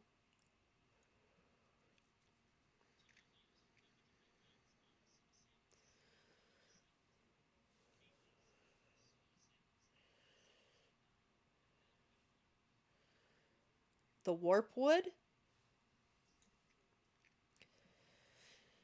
The warp wood is an extract we can certainly come by. The warp wood might be a bit more difficult, it's a bit more restricted, but soil from the scythe is easy enough to come by, though it's more dirt than soil. You do kind of gather that if this professor were meaner, he would be saying that. Like, yeah, if you go about 100 miles to the south, there's the scythe. You can dig, son. But this one is he's nice enough, so he's like, I believe we have some samples available. I do have some access to them. I have access to, I believe I still have one sample of warpwood that has not yet been claimed that I could get a small piece of. If not, I definitely have extracts. That would certainly help for, uh, how large of a sample do you need?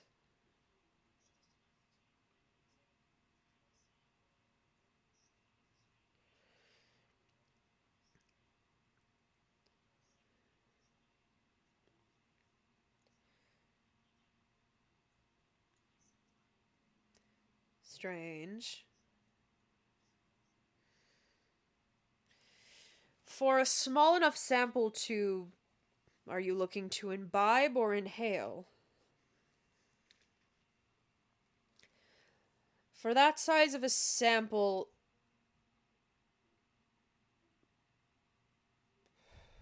If you're looking to imbibe, I can give you an extract, and that is cheaper.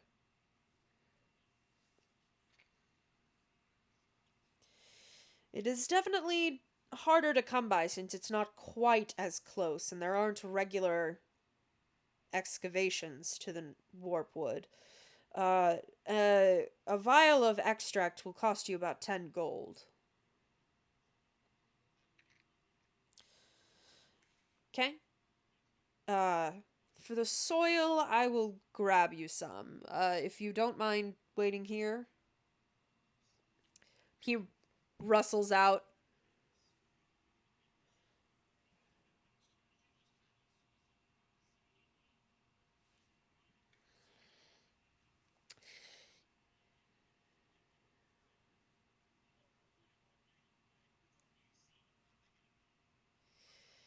He comes back in a few minutes with a small pouch and a little vial. About the size of like a small vial of vanilla extract. And then the pouch is about the size of a dice bag. Like a small one set dice bag. And he says, the soil will be free. It's easy enough to get. Thank you for your donation to the university.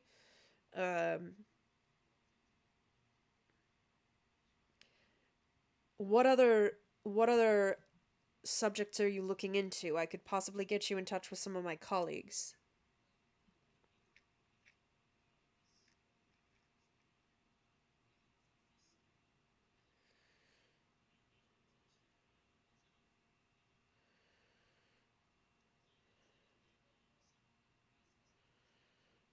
Oh.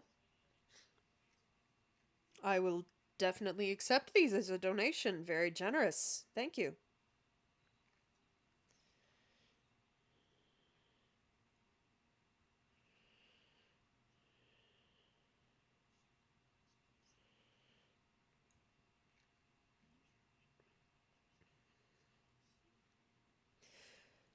He chuckles, and he says, perhaps save that for some of my colleagues. Some of them would need more persuasion than I would.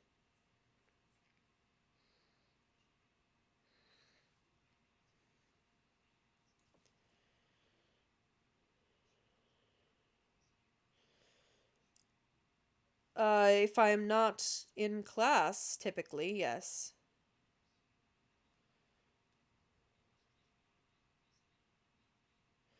Very nice to meet you. Ah.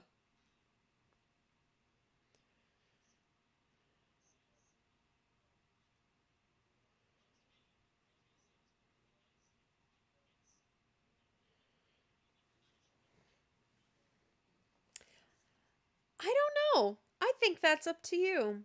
I think it'll be funny. Yeah, that seems fair.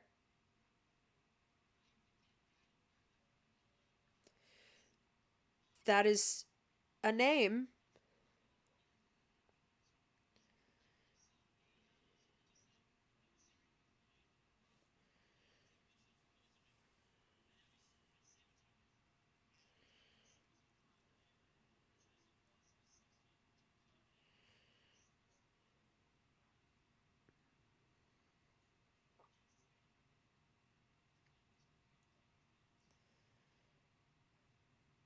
Interesting.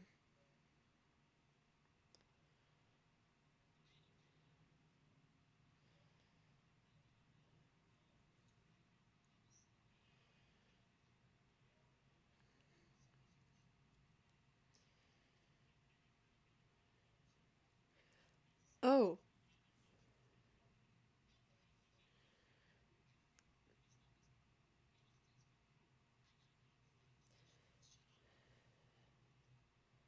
Best of luck.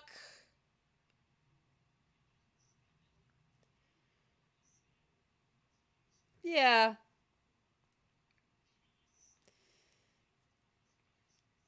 Yep. So you have your extract of sea fucked up dreams of Warpwood. Yep. That's what I said.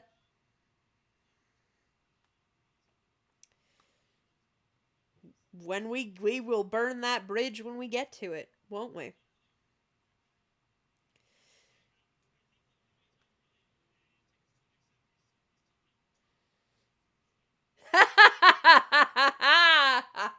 That's what he uses to boil the water for the tea.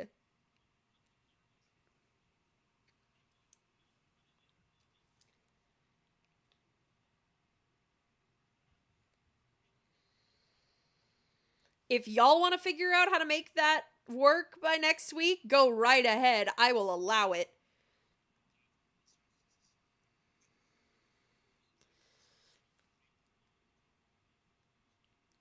All right. I think with the bong attachment for the Warforged, I think is where we're gonna stop and pick up next week. See you then.